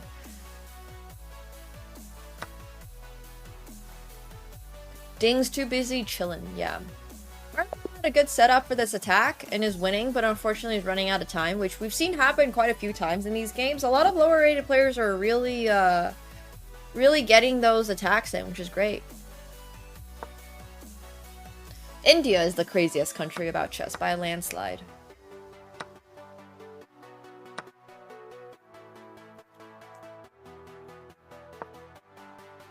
No, I think it's India. I think it's India for sure by this point. It used to be, probably. The bar going up and down is great. This is literally the roller coaster arena. We want to see roller coasters.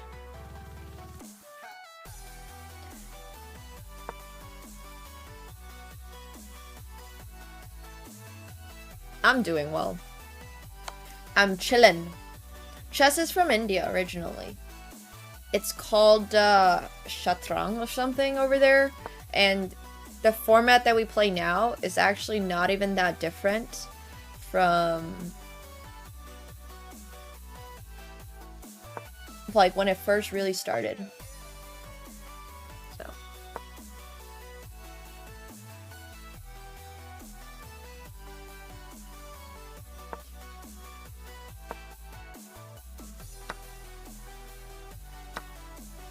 yeah, I mean, it's a lot to do with Anon. Anon definitely kickstarted it, and a lot of people, like, follow, but I think they've also built a really good system.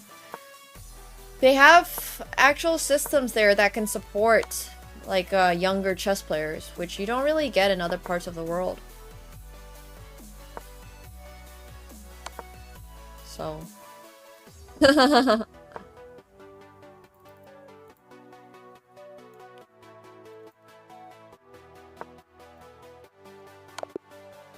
Yeah, I don't know why Chinese culture is a lot less misogynistic. I have no idea, but I have a feeling like, I mean, the girls there do not, like, if you've ever talked to my mom or my grandma or anything, I have no idea.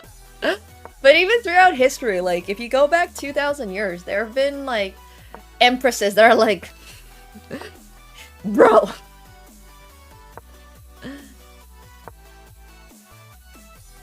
Funny. India's chess definitely has a stronger government support. I don't know exactly how effective it is, but I feel like it's at least more effective than the West. I don't really know exactly about the history of why there is not misogynism in China. I don't really know. I don't really know.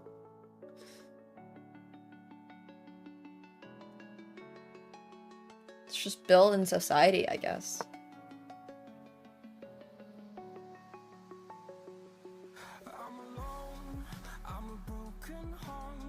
You can just, yeah. Western governments really don't care that much about chess. It's true, unfortunately. But, you know, I don't think that's necessarily the worst thing, right? So... But even before then, like... If you go back a couple hundred years and stuff, women were fine.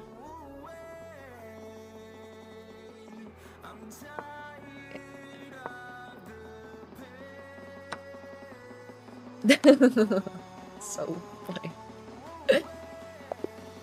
Nice. Nice little back rank. Hello. I like this guy's name. Buying raccoons. Classy. Yeah, who knows? I don't have a answer, but I'm very grateful for it.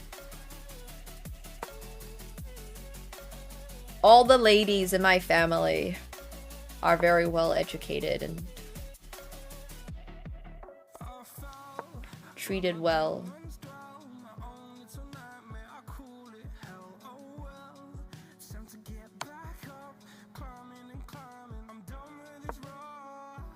Oh.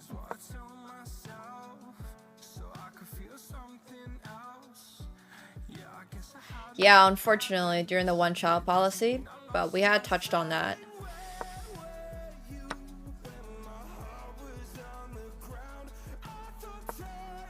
That came from a place of more... The foot binding thing is much more, like a beauty standard, which is disturbing. I mean, obviously there's still beauty standards, like being paler and stuff like that, which are also not very good, but I think beauty standards are different from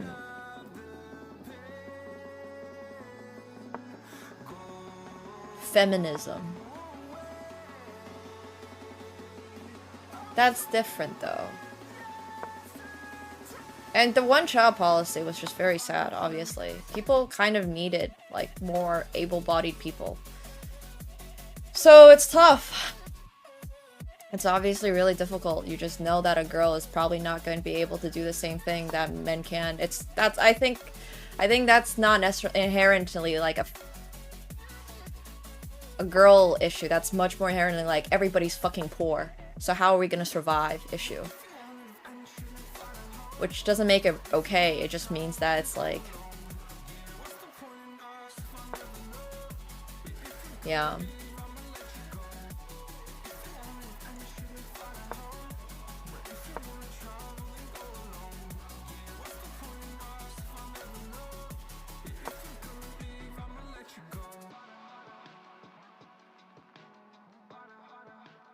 Got Fennel here trying to checkmate. Trying to go for this.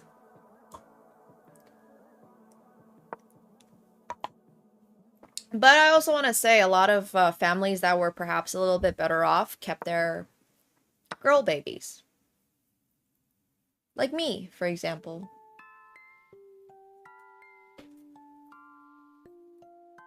I think it influenced a lot more like families that were really poor. And not so well off. I'm a one-child policy girl. I have a couple of other friends that are also one-child policy girls. But like I said, my parents were better off. Which is nice.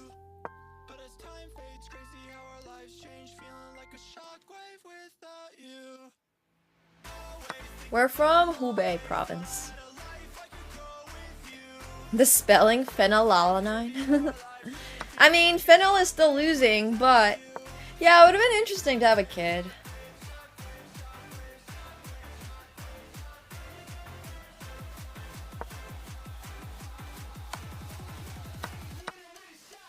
I don't know about the exact specifics, Picklids, but I've mentioned this before. Being poor meant your life was worse. I know it comes as a big surprise, but...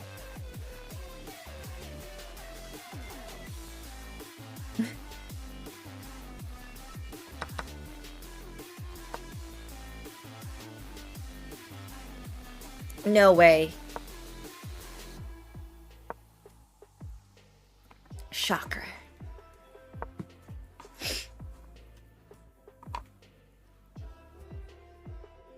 Chess Noob is doing pretty well in this opening. We'll see if he's able to keep it up against somebody who's like 1,000 points higher rated, but... Is this real? I know, some truly revolutionary. Yeah.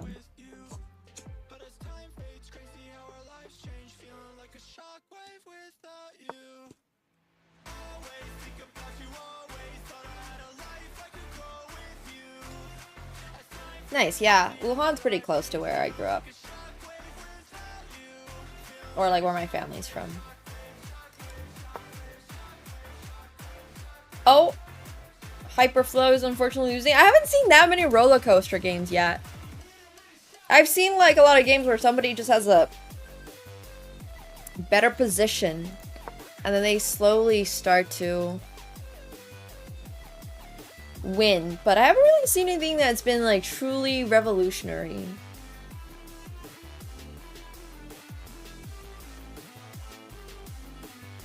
I can't speak the regional accent that I grew up hearing, but my parents can. Over a roller coaster? Okay, amazing. Nice. Hell yeah. That's what we want to see. We want to see roller coasters. We want to see your graph have at least one dip. Okay, so I've recently been really wanting to play Roller Coaster Tycoon, but I have not had time. No, I never learned to speak the local dialect. Yeah. I actually didn't get that much hatred, but it was more like mean jokes, if that makes sense. Like, you just know whoever's making the comment about whatever is just too dumb to take it from. But the jokes get a little annoying and stuff, so. No, we speak 普通话 at home. My parents were very, very, very insistent about me learning, like, 普通话, which is just Mandarin.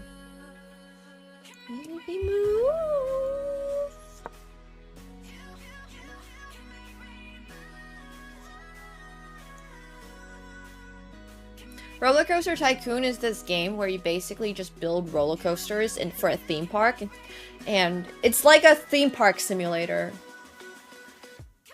Well, no, I just think they didn't see much point because I was growing up in France already at this time. And my parents don't speak the same dialects from Hubei. My dad speaks a different dialect with his parents, and my mom speaks a different dialect with her parents. So it's just like, we'll just speak the Mandarin at home. And it was cool. So yeah. Yes, it does. So Mandarin's official speaking dialect is Beijing Mandarin. Like, Beijing is considered, or if like a city very close to Beijing is like the official Mandarin speaking dialect. But yeah, let's keep chatting English. Nice checkmate, Bree. Sad for heap overflow. I keep reading it as hyperflow, but it's heap overflow. Yes. Well, all the written languages, written is always written the same, regardless of what your dialect itself is. But the one that's used in like official, let's say, state announcements or TV broadcast, that one is probably the Beijingese, like, Mandarin.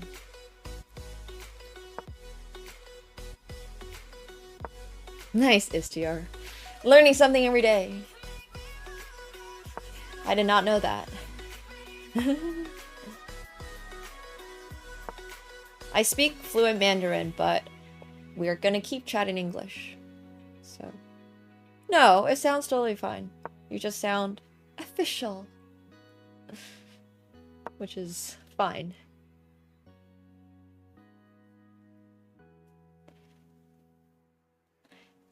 You can definitely sound, I guess, a little old if you only spoke like that, because Chinese love to have their little, like, fun words, trendy. They have their own version of, like, Gen Z slang all the time. Which I do not keep up with. It's so complicated. And every time I go back to China, I'm like, I don't even know some of these words, guys.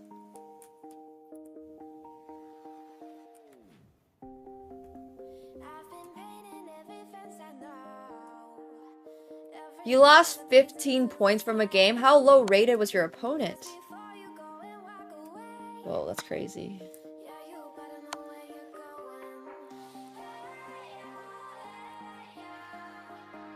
I do. I speak Boomer Mando.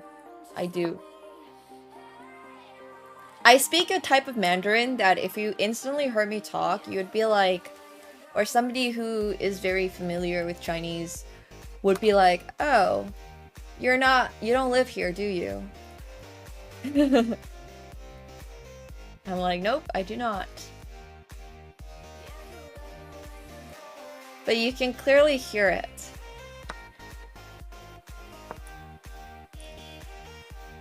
The last time I talked to my cousins, I was like 2019. They never really roast me or anything. They're very nice. But they sometimes, like, we joke about it, they've laughed. They're like, you gotta say this word instead. Nobody says that word anymore. But I learned all my Mandarin through textbooks. So, you know, it's like, well, what can I possibly do? Yeah. Yeah, no, I really just need to watch more Chinese TikTok.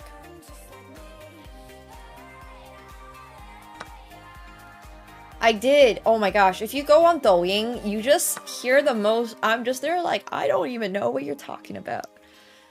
And because there's so many more English words now in the Chinese language that people use because they've started using way more Western social media, started watching way more Western media. And I'm just like, what TV show are you even referring to? Because they don't use the English word for it. So for example, Breaking Bad in Chinese, I have no idea what Breaking Bad is in Chinese.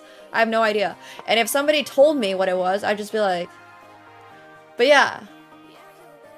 It happens all the time. I'm just there like, so that's the English, that's the Chinese translation of this very common Western word that we all use in the West, but I had no idea this is now, like the language is just growing so fast, right? There's some great checkmate threats here, but I think white's gonna flag black. Cutting off this bishop is really important.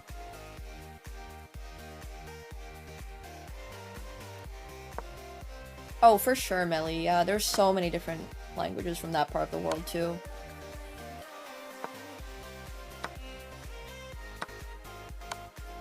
Oh?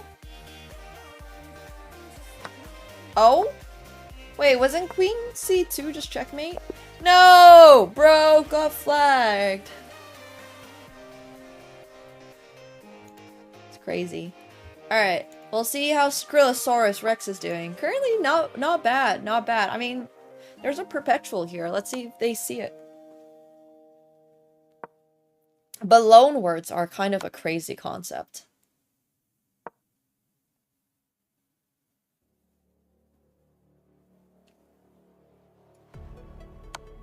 Oh! Perpetual is when you give check multiple times and they can't get out of it. So like, if you keep checking the opponent's king, you force a draw because you have to repeat the position 3 times. Thank you, AK Plitz. Thank you. Thank you. Yeah. My favorite Chinese city? I don't really have one. I like a lot of Chinese cities. I haven't been back to China in 6 years, so I don't even really know. I need an update on China. Oh my!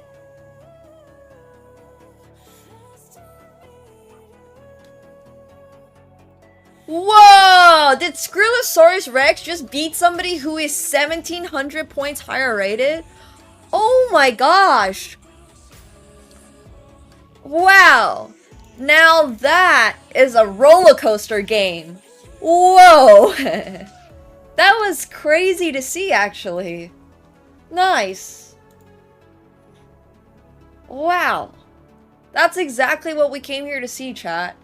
And we saw it. We got it. Hello, Fail Flex Friday. Exactly. Nice win. That was a really clean win. I was just gonna say, I don't think we've seen enough flexes. Or, sorry, not flexes. Enough roller coasters. Nice. Yeah. That was really cool.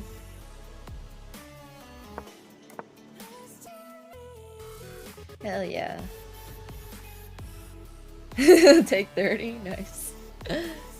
You're never bad at chess. You're just new.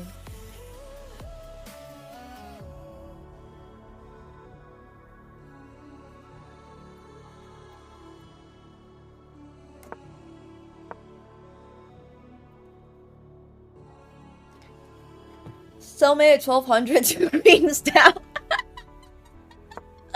Nice. You're never bad, you're just new. That's a crazy username, by the way. Alright, we'll take a look at this game. Yeah, there's a moment you're not new anymore, but we don't need to discuss that. That's a different story. There was this question I had to answer that was something along the lines of, is it a skill issue if you're bad at chess? Like, is being bad at chess a skill issue? And I was basically like, yeah, absolutely. Because if you actually genuinely put time into studying the game, it's a completely different story from whether or not you're just, like, playing for funsies.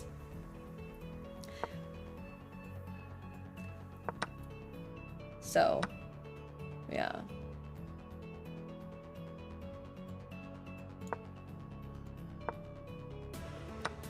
When you're not new but low rated, you're happy? I would say a lot more people need to be comfortable with the rating they are. A lot more people just need to accept that you're probably hard stuck 1700 because you have not been studying chess. Like, there is absolutely nothing wrong with recognizing that you're hard stuck 1700, but you don't need to feel bad about it. You only need to start feeling bad about it if you've actively been trying to improve and then...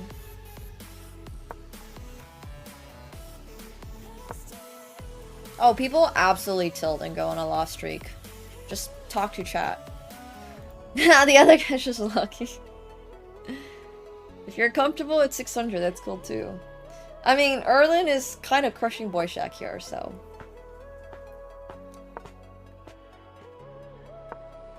You absolutely should have played during COVID. That was when everybody else was playing. I mean, now is also not a bad time to get started. The second best time to start chess is right now. You know? You have stated this a few times, NF3 boy. I think we've figured that out. Congratulations.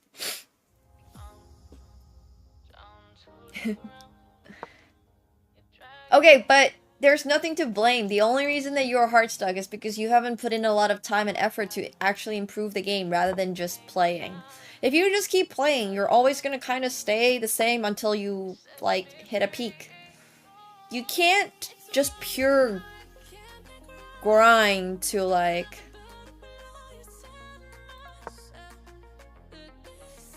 Until, yeah. You can't just pure grind. You gotta actually... work on chess at some point.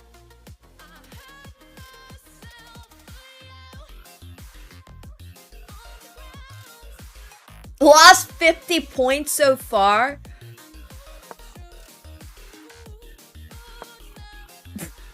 Sorry, that's a lot of points to have lost in like an hour.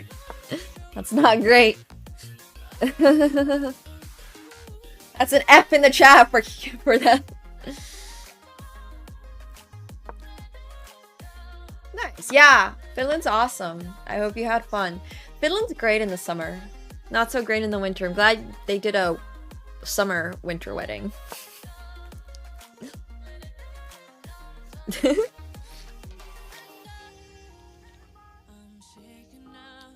No, honestly, I've talked about this a lot, but I don't think I could ever date somebody who is in the same space that I am. Like, I've very briefly considered, like, content creation or something like that, but I don't think I could ever mentally date a chess player. If I have to get off work and then, like, talk about chess more, I would... Whew!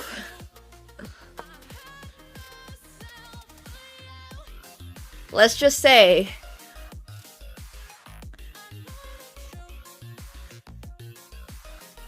Yeah. I would go insane. Like, no thank you.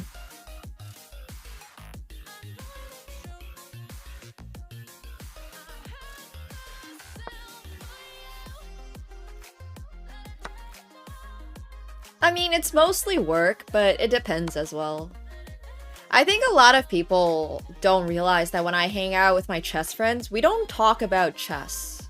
Like, sometimes we might, but most, like 90% of the time, people are always asking like, oh, what do you talk about with like Anna? Or we're just talking about life, bro. Like, we're just friends. We would have been friends probably if we had met without the chess too. It's just, there's no... we don't need to bring chess into our life. We just talk about life. Oh yeah, absolutely. My circle is mostly just friends. people from university. I have classmates in like every city in the world. I hang out with like literally just college friends when I go off to Singapore. I got friends in like the wine industry. I hang out with them. I hang out with, yeah, I hang out with content creators sometimes. GG's Boy Shack.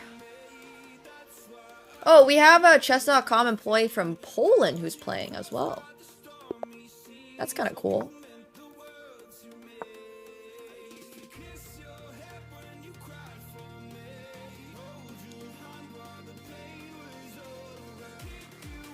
I've never been to Hong Kong. Yeah. I would say people from college are like 50% of people I hang out with. Maybe not quite 50, maybe like 30. Maybe like 25. Because then another 25 definitely just new friends I've met. Whether it's playing basketball or playing poker or just friends.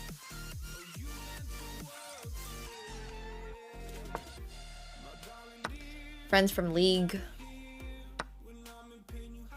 Exactly, fine, exactly. Yeah, absolutely. I 100% agree with that mindset.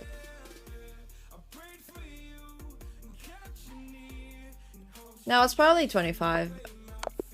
Nice! Nice checkmate.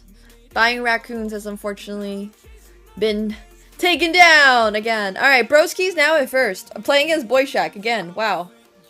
How is Boy Shack always playing against the first place? He doesn't even have that many points.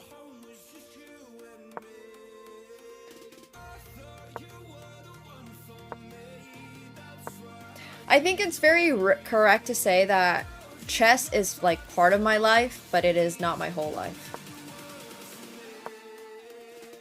It's like 20% of my life. Maybe 30% of my life.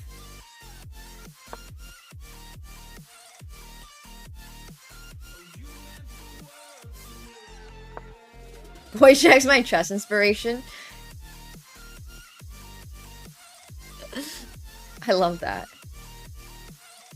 Catsko is 100% of my life.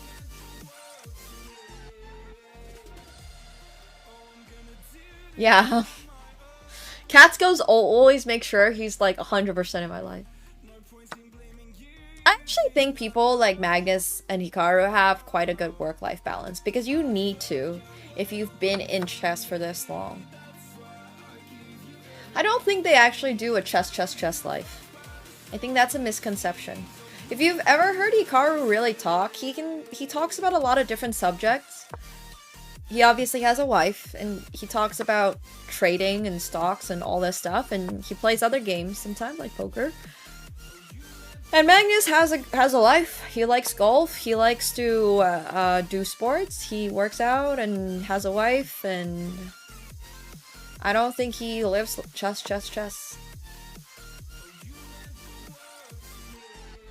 But if you've heard him talk about it, I don't think Atusa is like grinding chess on her own, you know? Necessarily. She sounds like she's making sure a lot of their life together is decent.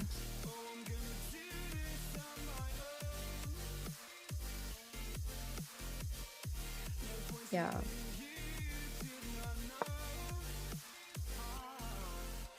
Catsko and treats for Catsko. I like that.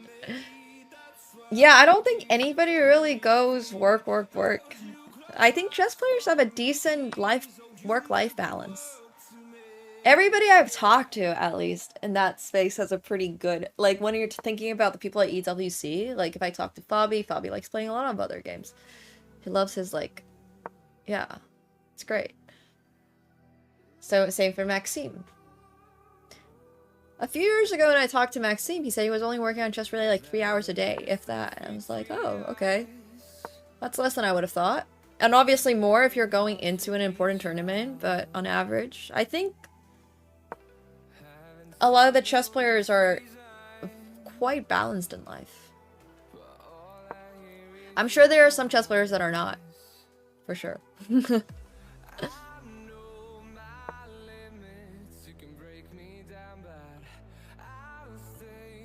Yeah.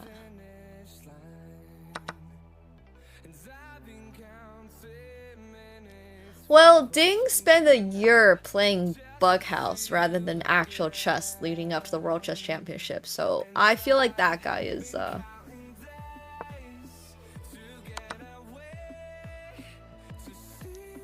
don't know.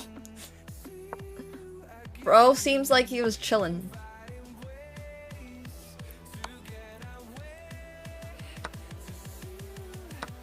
Alright, Boyshek is gonna lose again. I'm not sure we had to watch this game to come to that conclusion. We could have assumed.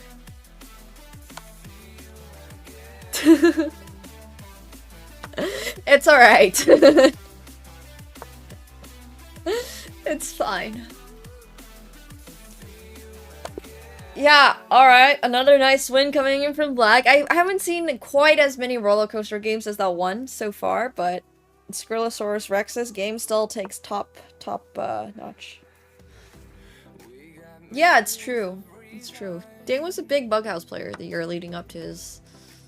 You know who I do think is chess? I think a lot of players like Gukesh. The younger Indian players, I think, are chess. Which makes sense, you know? They're not that worried about finding a girlfriend just yet. They're not that worried about, like, all the life stuff. Yeah. That too I agree with, Yama. But...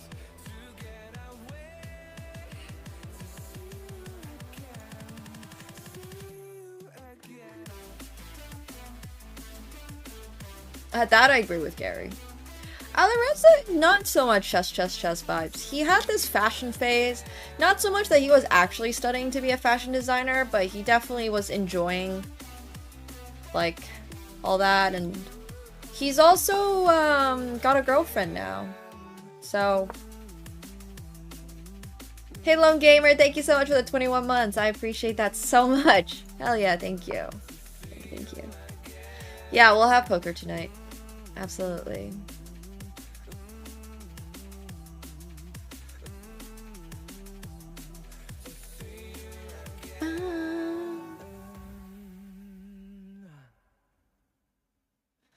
Yeah, I think, and also the other thing about Alireza is he plays bullet chess a lot.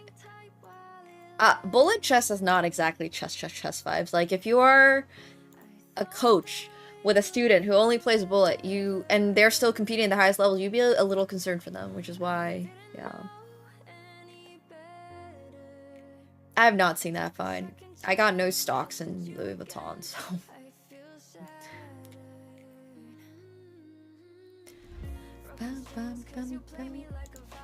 The Alireza is chillin'. It's good to chill.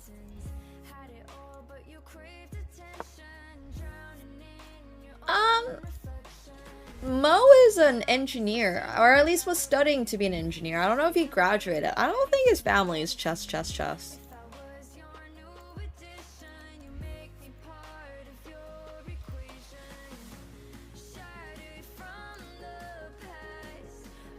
Bam, bam, bam, bam, bam.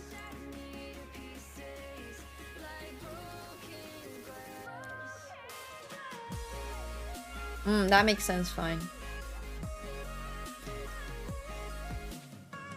Let's see if this game is gonna amount to anything interesting. Yeah. I mean, if people are actually curious, you can do deep dives into their entire lives. It's pretty public. They've all given statements since some points, and yeah.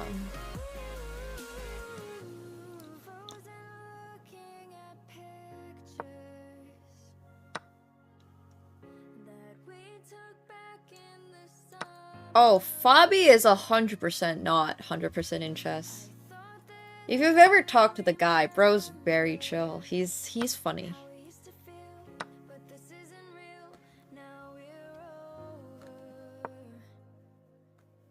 Like I've said, I think the younger Indian players are the most 100% chess, or the closest to 100% chess.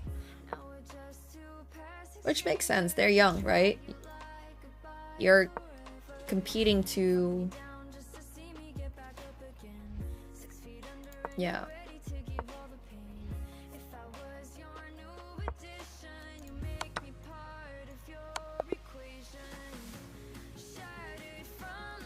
Nice game by Bozo. Well, obviously, when I say that, they're still putting in effort into the game. They still are, they have their seconds, they have their preparations, they have people helping them, they are putting time in, especially before events. I think Laval's obviously is playing another game of chess is pretty funny, yeah. But, yeah, I'm really glad that more people are recognizing that chess players are not all just chess. Chess players have other talents. You know who is pretty chess? Anna. Anna loves the game. And I obviously hear both her parents. So I think she's pretty like... But obviously she has a life. Oh, and Dino, obviously. Yeah, I'm gonna forget that. But, oh, Lavon's so funny. And it's okay to be whatever, the whole spectrum. It's cool. Wherever you want to be on the spectrum.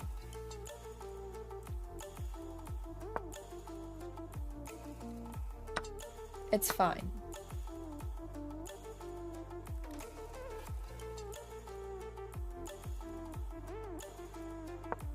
Oh, for sure, Gerbs. Yeah, enjoying the game is crazy. I don't know how else to put it. I would lose my mind.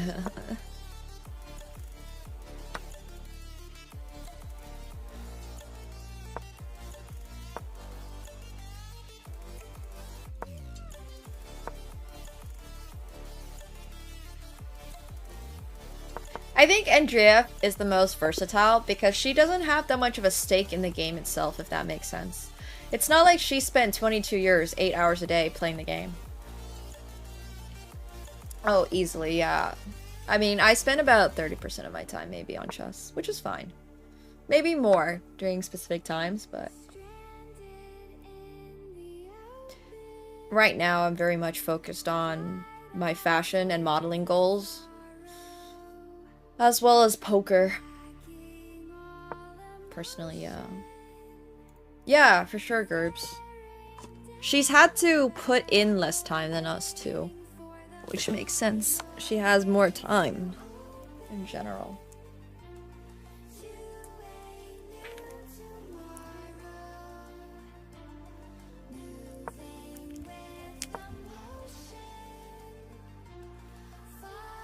Because I've been playing chess for 22 years. Oh no, not the queen blunder.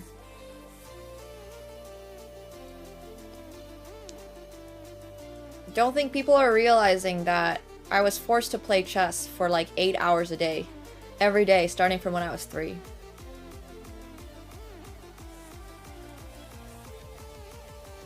Like, when that's your entire life, you kind of have to get good at the game. Unfortunate blunder. Unfortunate blunder.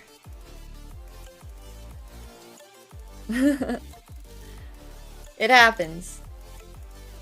I've spent more time on the game than Anna has, still, which is crazy. No, I didn't. My parents forced me to play.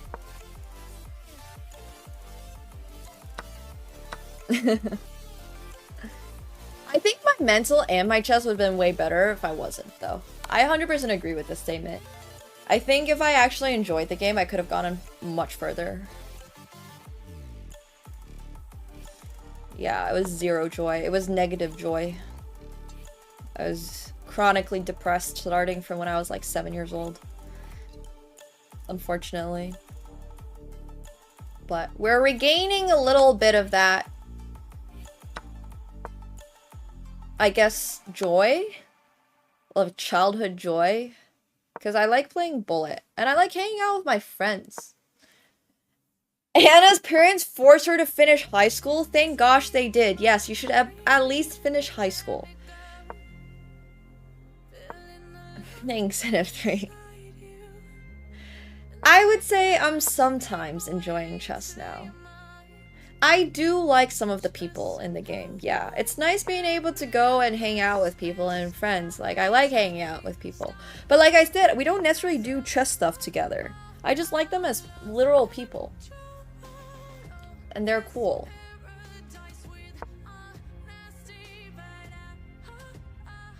But...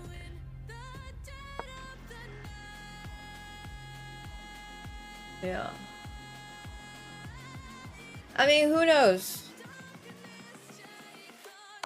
I'm still personally mad my parents didn't put me into ski jumping. I could have been the only Chinese ski jumper. No, I'm joking, but...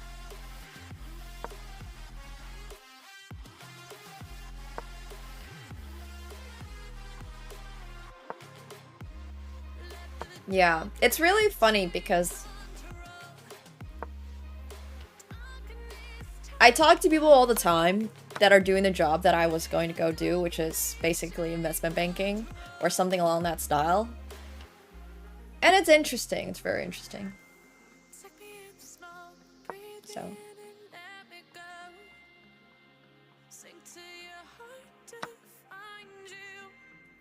But I think everybody should finish high school. At the least. I think going to university, not necessarily finishing the degree, but I think doing like even a few months of that type of study is very good for your brain. It's interesting to put yourself through that type of study and that type of like structure. I think finishing high school should be mandatory.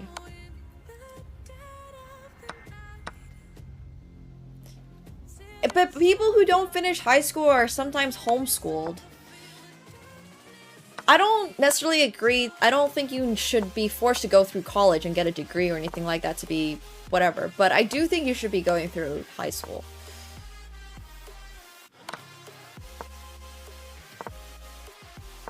Nice, Yama.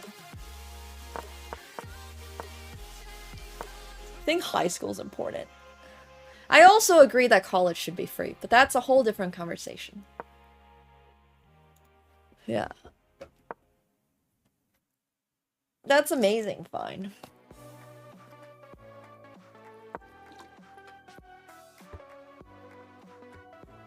That's amazing. I love that.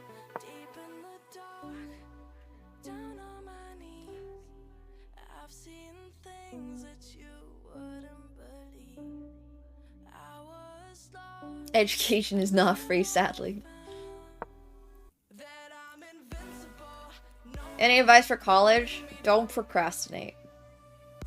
Have an assignment? Get it done. Don't be like me. Do not procrastinate. That's my #1 advice for college. Oh my gosh, I don't even understand why I want to procrastinate. It's not like I have other things to do. I kept skipping classes to finish projects for other classes, and I was just caught in this cycle once I fell behind.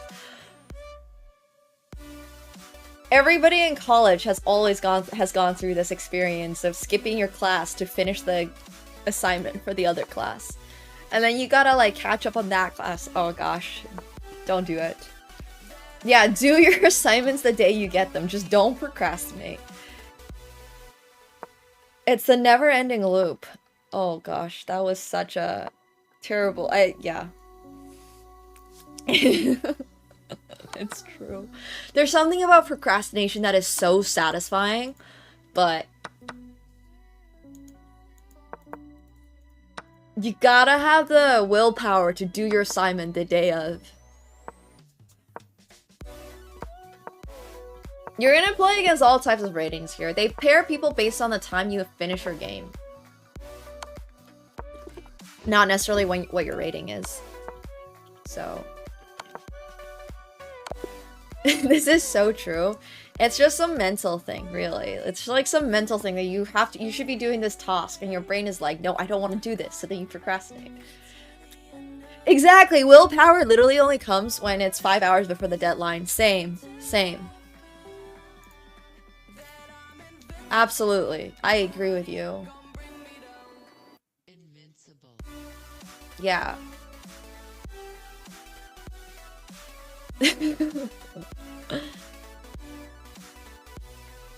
Alright. Unfortunately, Jackie's 100 rated. Not that it's unfortunate they're 100 rated. They actually have a really good opening, but it does feel like this time control might be a little too fast for them. Exactly, Beal. Alright, we got Skrilosaurus against Boyshak, the classic. My major, I did a double major in econ and math with a stats minor, and my favorite course in college was probably... I'm trying to think if I did any fun courses. Yeah, I had to do 2 majors. I don't think I particularly liked any of my courses. I like this English philology course. I like this philology course. Basically, it was about the history of languages. I did it for a breadth requirement. It was really fun. But yeah. I wanted to do a degree in economics and like international relations or political science. That's what I wanted to do, but I didn't get into Cambridge, which has a PPE program, which is literally politics, philosophy, and economics. I didn't get into that program, and my parents were like, that degree is going to be too soft for you to get a job, so I had to do a math degree instead, which I was really upset about, but yeah.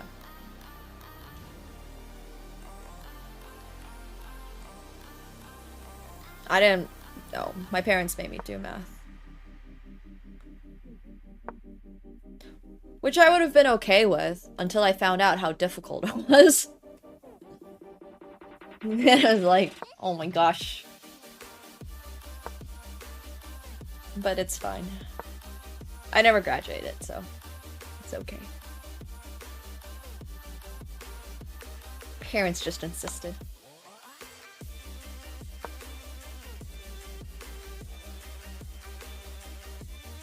Exactly, Redbird. Exactly. Alright, finally, a win from Boyshak.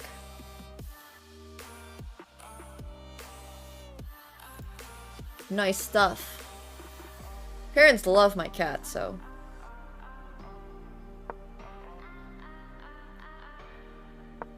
My parents just really wanted me to, like, excel at stuff. It didn't have to be chess. I've mentioned this a lot. It really didn't have to be chess. If the very first game I ever played in my life was, like, field hockey, they would have insisted that I just be the best field hockey player in the world. It basically did not matter. They could have picked anything arbitrary. It just so happened that when I was 3, the very first game that I, like, excelled at was chess. Yeah, it's just like being Asian, really. I could have, like, they could have tossed me in a swimming pool and I could have done, you know, 25 meters in 25 seconds as a 3-year-old, and they would have been like, alright, she's gonna become an Olympic level swimmer. I could have been a tennis player, I could have been a surfer, I could have been... They didn't really care that it was chess. They just cared that I was good at the thing I was doing. I could have been a really good figure skater. Yeah, it just didn't matter that much.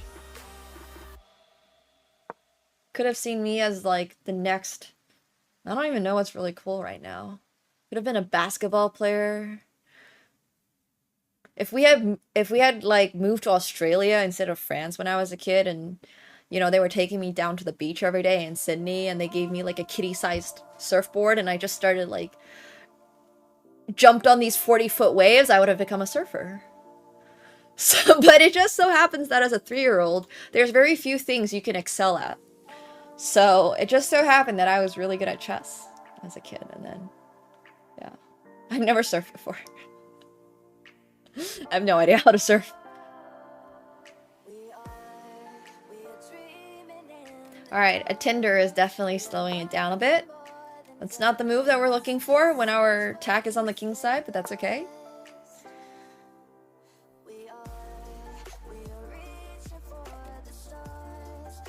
Surfing Flex Fridays would have been very funny.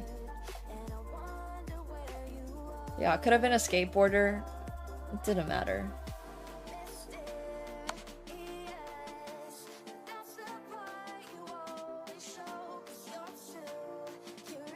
Could have been a dragon boat racer. I don't even know if they do that for girls. Yeah, I'll probably love to try. I would love to try surfing one day.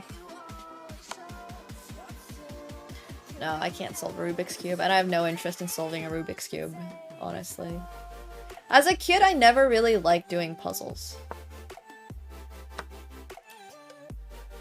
Like, anytime my parents bought me a puzzle game, you should watch this video I did with Hafu. I'm very much a brute forcer. I have the same energy when it comes to playing chess. I don't particularly like solving chess puzzles, but I like to brute force my way through everything. So I just did a lot of puzzles as a kid. Alright, GG's everyone. Unfortunately, they were not able to finish this game, but congratulations to Erlin for winning, Black Body for getting the perfect 69 points, coming in second, and Disguised Teriyaki, not to be confused with Disguised Toast. GG's everybody. Yeah, I like to brute force my way. If I can't solve something, I'm very unlikely to ask for help. Or I am likely to ask for help, but I would rather just like break it than actually solve it. It's just the style I like. Whether it's for running, it's just like run faster, or it's just me. Which I think, yeah, that was just my personality as a kid. But good tournament, guys. Good tournament. I hope you guys all have. Yeah, exactly. I only really care about the result. I don't really care about the process that much. That's definitely me. You drew the 2300 guy? I hope that was a roller coaster of a game.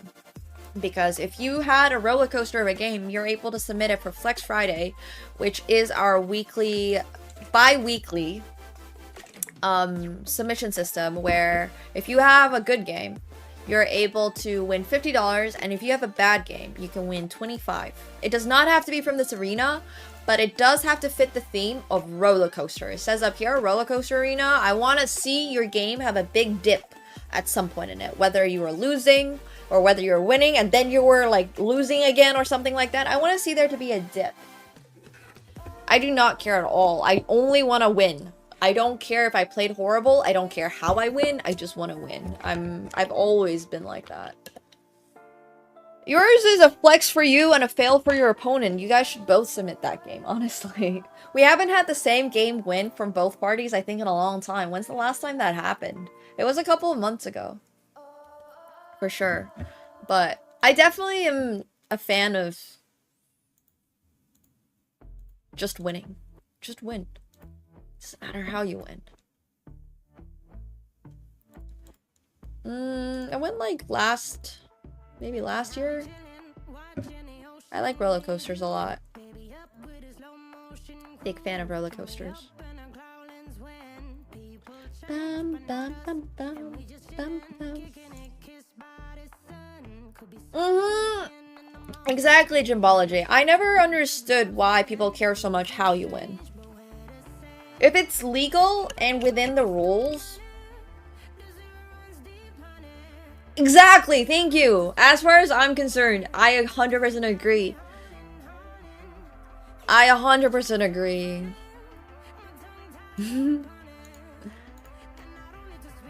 Is Alpine Fury out? Ooh, I kind of want to go on Alpine Fury. I haven't been since it's opened. I can maybe try streaming that. That might actually be interesting.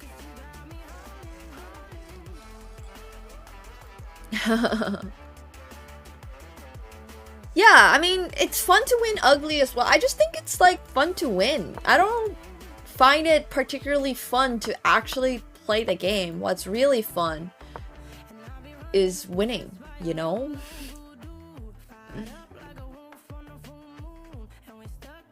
Yeah, I shall. I'll see if any friends want to come stream that. You don't like winning, you do horribly? I mean, I used to just have this phase that if I just... regardless of whether or not I actually won, I just wouldn't have a good time. For the longest time. Like, it didn't matter if I won. I would still be depressed. That's kind of how I grew up. Now it's, at least if I win, I feel some level of joy. I'm not gonna lie. It's very much like, growing up as a kid, I was taught that nothing is ever good enough, no matter what you did. So my parents made sure that it didn't matter if, like, I won a game, it didn't matter if I won a game well, it didn't matter if I won a game poorly. They would make sure there was something wrong, and I knew about it from that game. If I won in a nice style, they would ask, like, why didn't you win this faster? Or if I won a game, but because my opponent blundered a knight, they would be like, why didn't you find a nice sacrifice on move 5? So, growing up, I was always like, alright, I guess, you know what, it doesn't really matter. So I always had this, like, it doesn't matter mindset, I guess, when it came to both, like, just life and chess and all this stuff. So I didn't really care if I won, because it wouldn't bring me joy. And losing would obviously always be the worst. It was just like nothing was ever really enough, but... yeah, and now I'm slowly starting to realize that, like, I don't care how I win, as long as I win. So, yeah. Nice, that's great. Hello, thank you so much for the raid, Phoebe. Thank you, hope you guys had a great stream. Thank you. I'm trying to checkmate this guy, but they want to trade off queens, so instead we're just gonna take all their pieces and flag them. Whenever you don't get the checkmate, you just go for the flag. Alright, or they resign. But welcome everyone, hope you guys had a great time.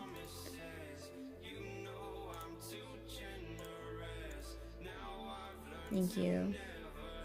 We're playing some bullet. I'm trying to hit 2500, I guess. We had this goal of hitting our highest ever bullet rating a couple of weeks ago before I went on my trip to EWC, but now I'm back down to 2400. So it's gonna take a little while to get there. Hello, Mark. Hello. Trip was really good. What do you mean, ergonomic? I've never heard ergonomic described in a chess game before. Oh, that's pinned, unfortunately. Oops. That's a really good move. I like it. Bullet do be crazy.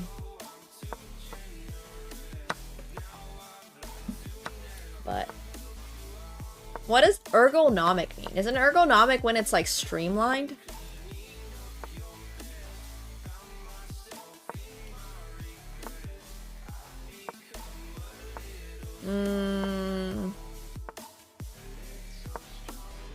Smooth.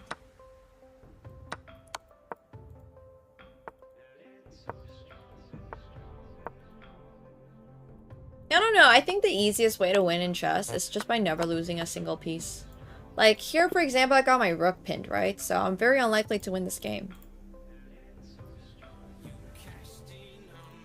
I don't really know how that would apply to chess.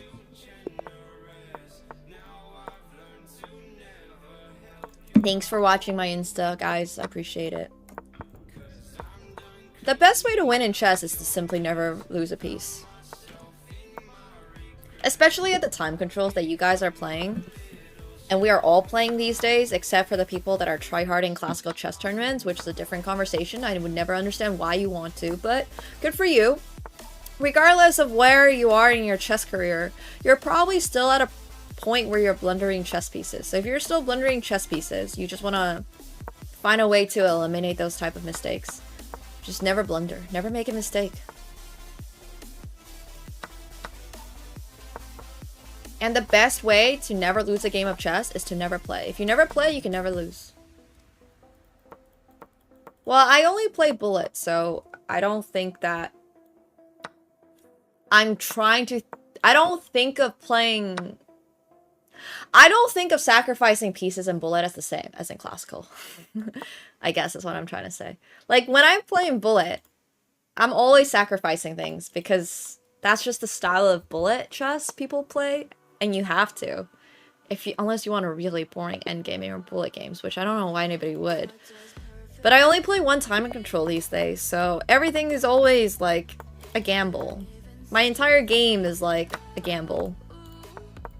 I make moves not necessarily because I think it's the best move, but because this is the move that my brain came up with right now. This is what I'm gonna play. I think natural tactics is good, though. If you have... Don't forget to also do your puzzles. Like, you want to do your puzzles, right?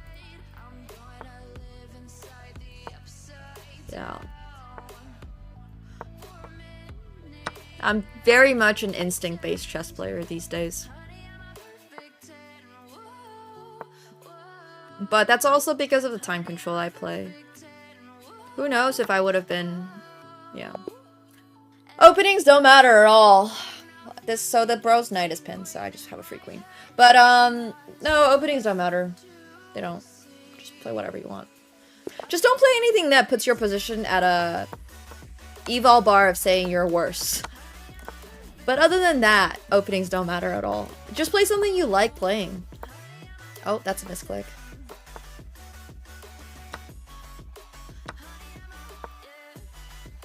So openings that put your position in a worse position than it started at, which is the cow. Just don't play positions that are like, suck. If you want to play the London, play the London. I don't care.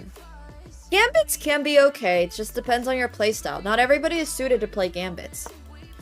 Some people, I found out the hard way that I'm the worst gambit player. My coaches kept trying to teach me gambits as a kid because I'm a very tactical player, but I hated playing them because I hate playing from a place of being worse. Like starting out down a pawn or something, my mind would just like not like it. And it took me a long time before I was able to tell my coaches like, no, I'm no longer playing gambits. So it just takes a little bit of like figuring that type of stuff out, you know? Sometimes you'll be good at it, sometimes you won't be good at it. And that's okay. You can't be good at everything. I don't know why I sacrificed a knight for no reason. It's fine, I guess. But yeah. Figure out what works for you, not what works for Gotham chess. That's my #1 piece of advice. Just because Gotham chess said it's good does not mean that it's necessarily good for you. Could be. Could be also terrible. Could also be the reason that you're hard stuck 1500. Yeah, well, look. I know how I'm gonna win this game, and it's not gonna be on the position, so we gotta be optimistic sometimes. Oh, that's a free queen. See? Why we make optimistic moves sometimes.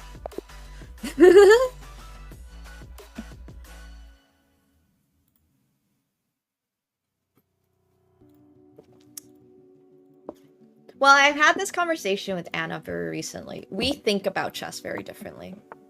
And I'm starting to realize I probably think about chess very differently from a lot of people that I'm similarly rated to.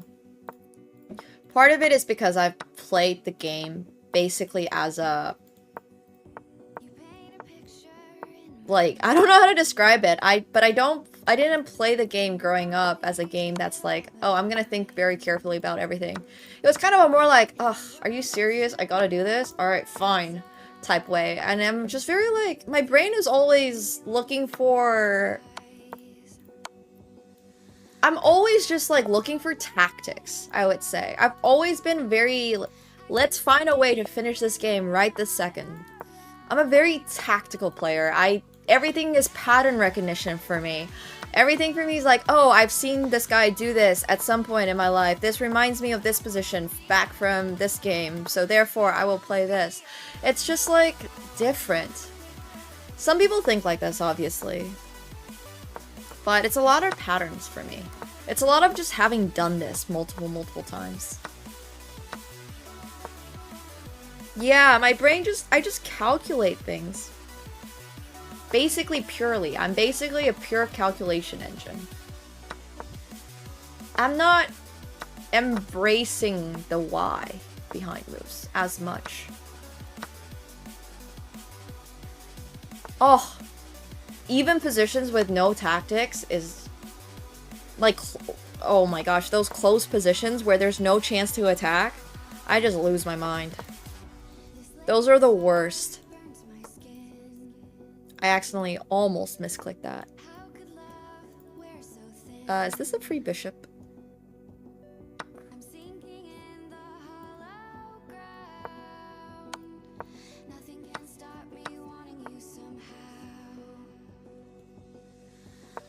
Yeah, it is. It definitely is. But I also just enjoy tactics a lot more than I enjoy thinking about strategies or endgames or anything like that. I would much rather brute force my way through a game than think for, you know, however long to actually win the game. I would rather knock out my opponent in one move, if possible. Which I think makes sense.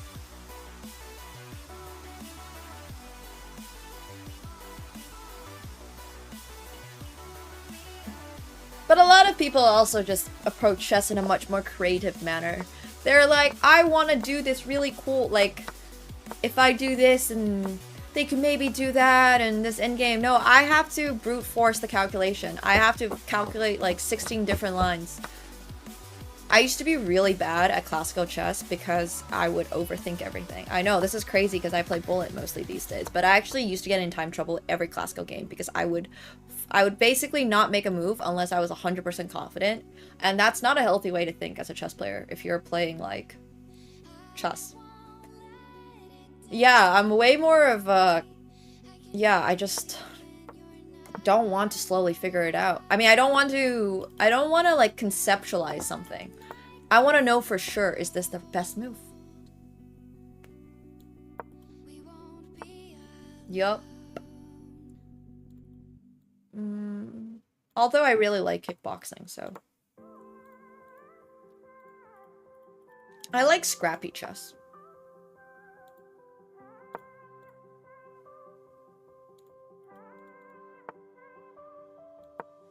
I like being very scrappy.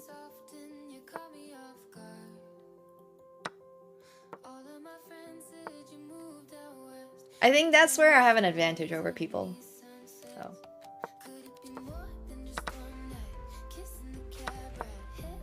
If I'm able to get into a tactical position, I have the chance to find tactics that other people don't see.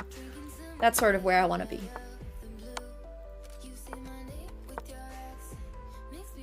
There's checkmate if he moves the rook off the back rank. I don't hate real puzzles. I just find them redundant. I think it's very important to be playing those games, like, sorry, doing your puzzles as warm-up before your games. But I don't really enjoy, like, having to do them to improve my tactics. It's much more important to just, for me, to be able to see that in a real game than it is to be able to do the puzzle for it. Which is true, it is more important that you can see it in a real game. The whole point of doing puzzles is so you're able to see those tactics in a real game, don't forget that. If you can solve tactics, if you can solve tactical puzzles, but you're not able to find them in a real game, what's even the point of being good at puzzles?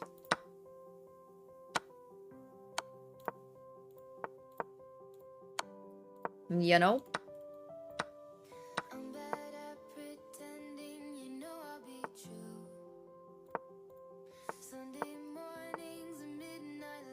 Uh-oh. This is not good. Yeah, having a good puzzle rating is true.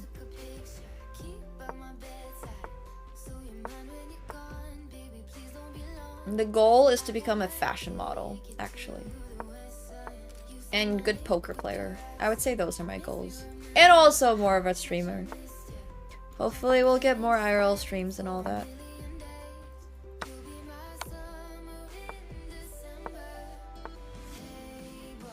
Thank you.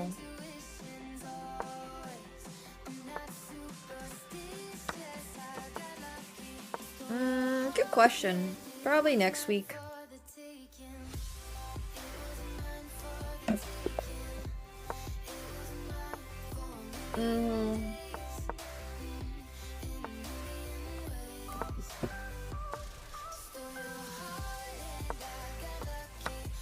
I wouldn't say I've always dreamed about modeling, but I've always dreamed about being in fashion.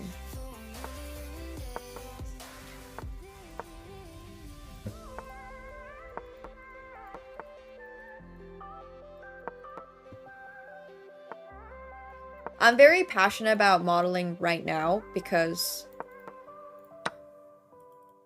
it's just like, yeah, I love fashion. Oh, next L cover would be crazy. I've always wanted to work on really creative projects in that fashion space. So, yeah. Dream is slowly happening, hopefully. I got the gimbal, I think. I need to go find it, but...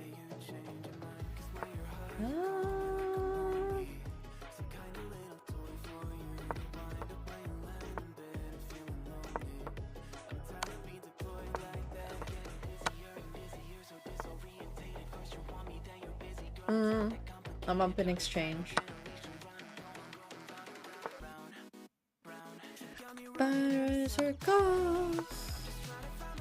I really like high fashion, but street fashion is also pretty close second. I love haute couture. But I'm a fan of like a lot of different styles of fashion. Currently my own line clothing collaboration is streetwear design, streetwear based, so that's where my current focus is, but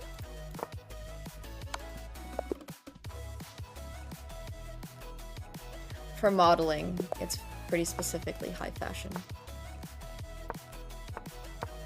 But I love a lot of different stuff. It's a very big universe of fashion out there.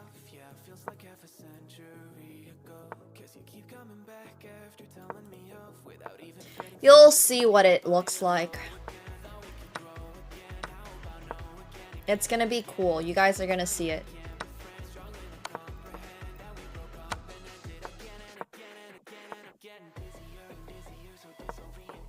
I'll get back to you, Hema. There's a couple of changes, but I'll let you know. I've been interested in acting and painting, and I draw a lot of my own designs. So kind of just like drawing. And I used to paint on stream and stuff, but I haven't really had time to practice. But I do sketch my own designs.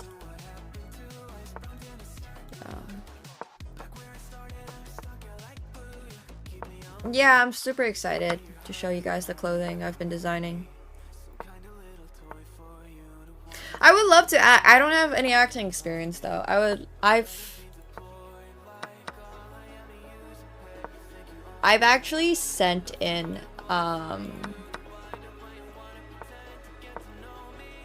like self-tapes and stuff, but I don't have any formal experience or anything, and acting takes a lot more like background training, and I've never done theater or anything like that, so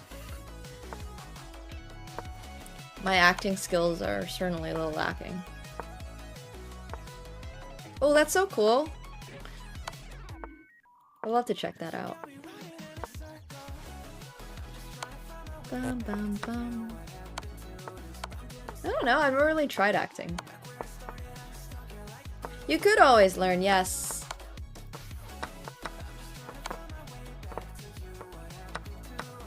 It might not be the easiest to learn at a snap of your fingers, but could be.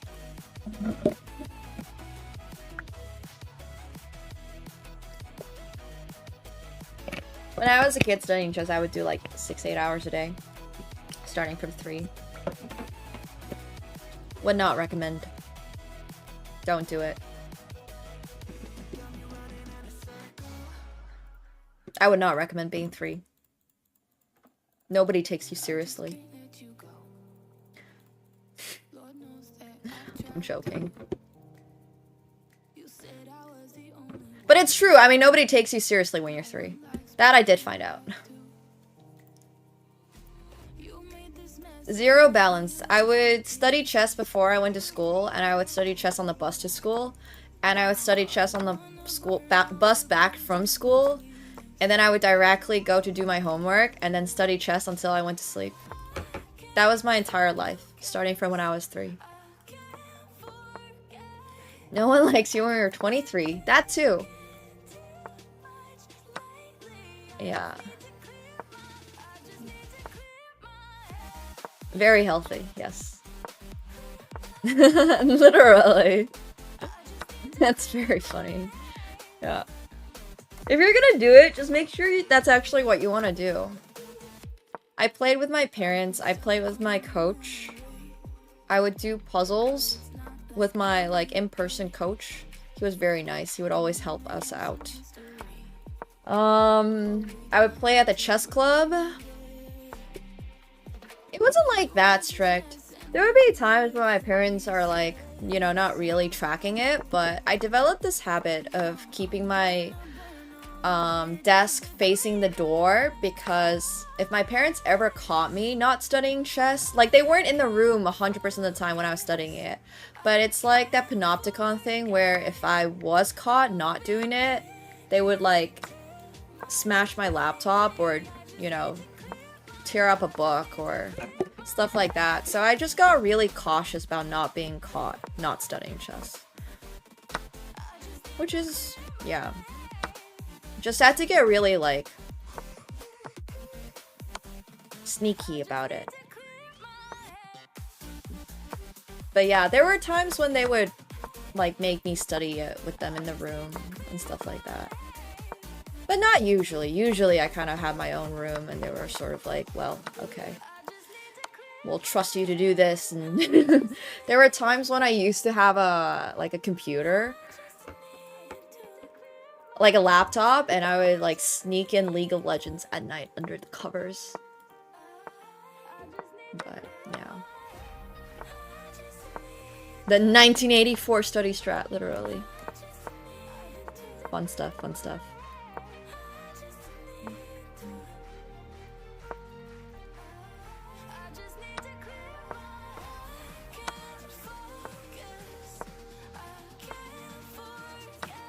But yeah. Luckily, nowadays, you guys have tools that actually make the game fun to study. When I was a kid, back in my day, we had to read books.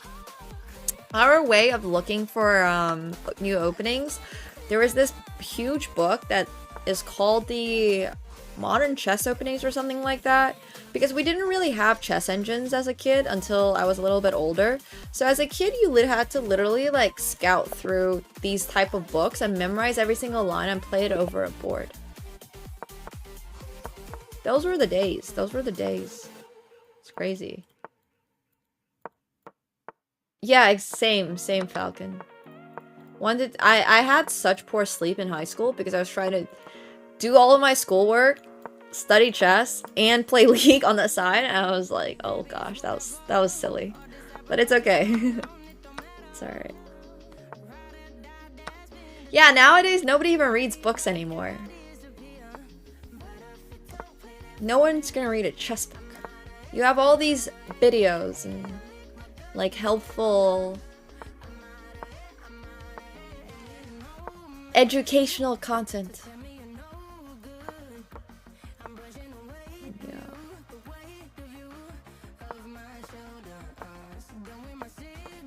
I was specifically suggesting more chess books. Yeah, I understand people still read books. I think reading books is cool, but chess books I just don't think are a very effective way to improve your chess. Genuinely. Like, if it takes you about 6 hours to read a chess book, I think you should just spend that time and money on other stuff. I just don't think it's effective anymore. There's so many better ways to study.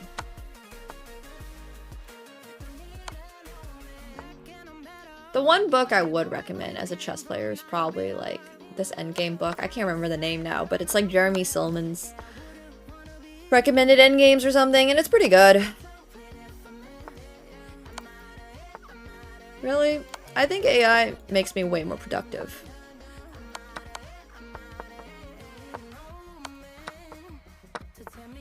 Like, I think AI condenses the information to what you actually need.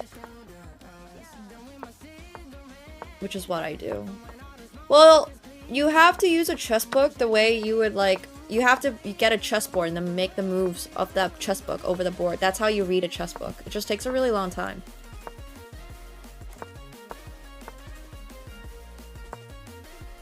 Yeah, I think AI is a really good assistant. I don't have a lot of time in my life, so I have to make sure everything I do is, like... it has to be effective. I gotta make sure what I'm doing right now is the most effective way of doing it, so I just don't really have time to read. I read summaries of things. I'm that person who does not watch a movie and instead, like, reads the recap of the movie. I'm that type of person that has the remote control in their hand when they're watching a TV show and they're like,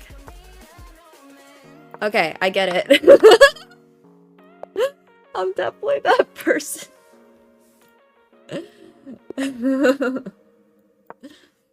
Yeah. If I'm watching a movie and there's like a scene that I don't want to watch, I just cliff note things. Yeah. Yeah, I'm definitely the type of person to recap a show, like cliff note a show. I'm sometimes too curious about what happens in it, so I just cliff note it.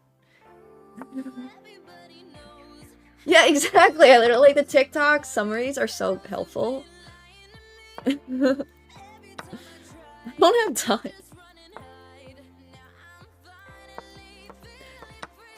Depends on the anime, but I skip a lot of scenes in anime too. Yeah.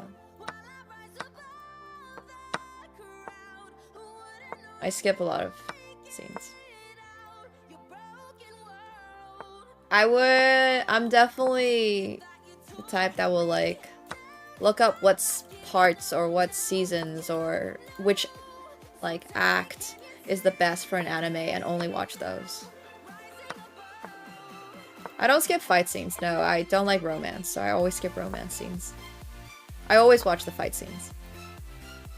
I'm just a huge hater of romance scenes. If there's like any drama in my show about any relationship, I just don't care. I'm out. Sorry. I do not care about your marriage issues. Or your lack of a girlfriend. I just could not care less. If the storytelling is actually good, I will check it out, but 95% of the time, it's not. So, Hunter x Hunter is my favorite anime. Very little romance, thankfully, which is great. Yeah. Bleach is also really good, but I really like Hunter x Hunter. I stopped watching Bleach because of the whole Orihime thing, honestly. It's a big part of like, ugh. Yeah, I watched a lot of AOT, but I didn't love it. Basically, Chaewon. Basically. I really like Bleach up until the... Who are the Archer guys? I basically stopped there. I just didn't like that arc very much. I'm the type of person who always rushes to the end. I didn't like the Quincy arc in Bleach.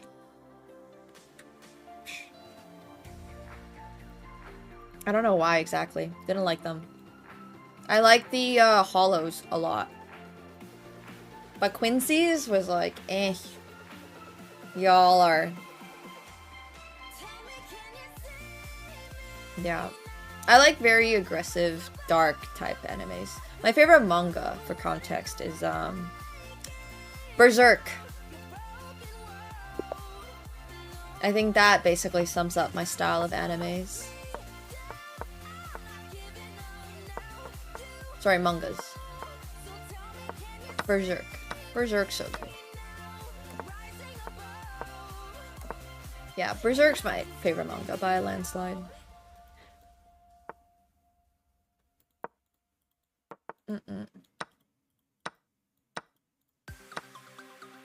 Attack on Titan's fine. I don't know at what point I didn't like it that much anymore, but I liked it for a while. It was good. It was interesting. I liked Fate a lot, yes. Gilgamesh was like my favorite character for a while. It almost got me to read the Epic of Gilgamesh, and then I started reading it and I was like, never mind, I'm not doing this. There's probably a reason why literature has changed in the last couple thousand years. But it almost got me to read Gilgamesh. Almost.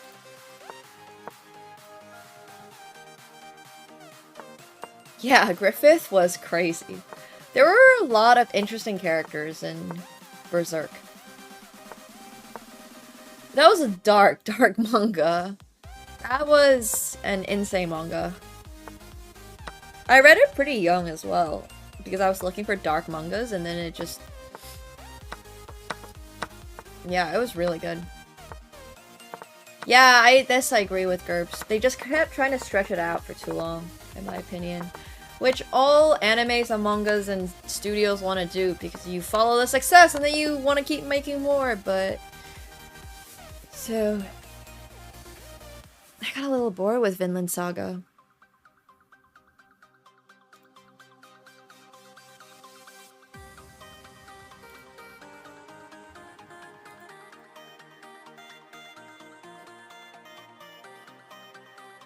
I skipped that, by the way. I only came back recently to watch the rest of the arc, literally because I cannot handle romance. Like, it doesn't even matter if it's not a romance between two humans. Like, the moment there's romance in my show, movie, anime, whatever it is, skip. Do not care. Not for me. I'm just there to see people fight and kill each other and beef. And like, I want to see maximum pain, you know? I want to see blood. I don't care about your relationship whatsoever.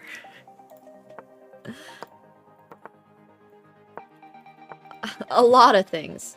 It's just like, imagine two random strangers getting married, right? You can be happy for them, but I'm not gonna care about it.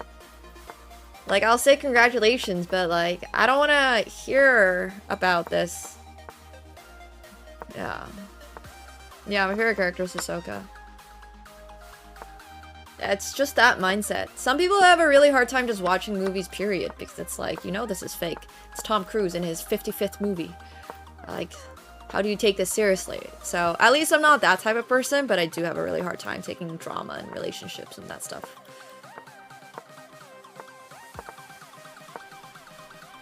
I think everybody has their, like, limit when it comes to that type. Yeah, I like ReZero. I do really like ReZero. I mean, I read Romeo and Romeo and Juliet when I was in high school. I like Jujutsu Kaisen. I think Jujutsu Kaisen does a really good job of keeping it, like... They know what they're doing, right? They have a clear plan. They're doing it. They're always on topic.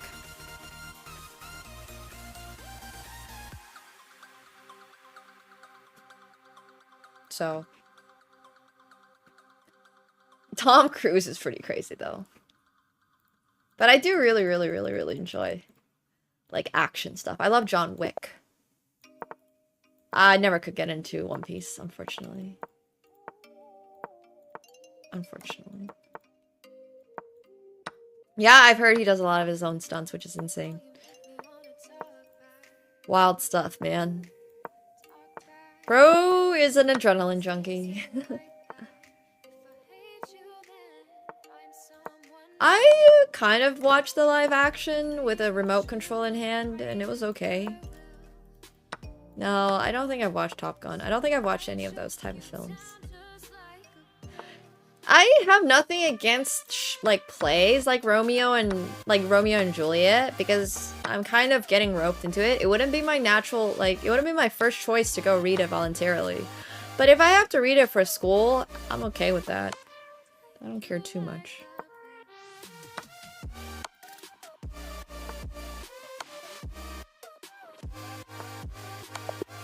don't mind plays at all, but it also would not be my first choice. I was trying to read Dante's Inferno, a translated version obviously, for a bit, but it was tough. It's tough. It's just something about the English when it's translated. Yeah, it was a little too ambitious.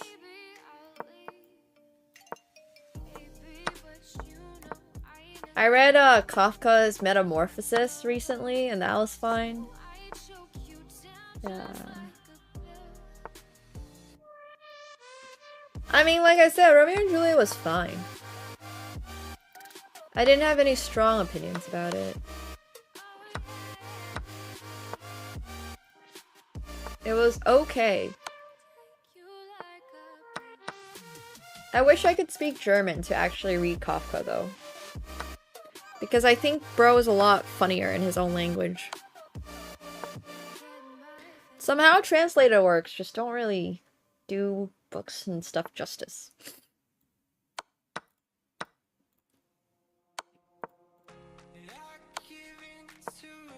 Yeah, I don't know that book.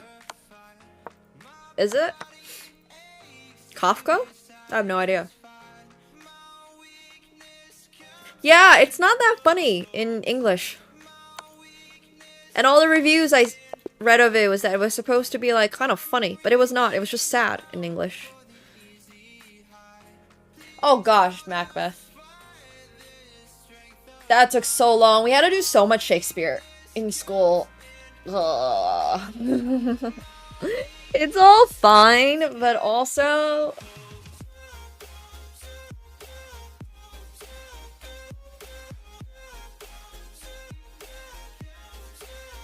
I don't know. I don't really have any strong opinions on Metamorphosis. Like I said, I think I should have read it in German. But I don't speak German, so it's not happening. I just don't think the English translation version I got was very good. It very much felt like it was an English translated version. It felt like ChatGPT took the book and was like, okay. Yeah. Oh, for sure. To be or not to be. Love that. Love that line. Shakespeare has had so much influence on us somehow for some reason. Agreed. Alright. It's poker hours. I have not read Three Body Problem, but I heard it's good and I took the book from my friend. I stole it from him. And then I never read it. I never returned to him either, so... Classic me. But I do have the book. It's alright. I'm sure they're not missing it either. Okay, if you are watching on anything that is not Twitch, which I think is only YouTube right now, make sure you're coming over to Twitch so you can see the polka. And come say hi. This is where we re-chat. Goodbye, YouTube. Or see you very soon, YouTube, rather. Think Shakespeare is overrated? I don't entirely disagree, just because I think the amount of time that we spent on Shakespeare, maybe we could have read some other stuff that was not Shakespeare, but I think his stuff is pretty good. But definitely overrated in the sense that I wish we were able to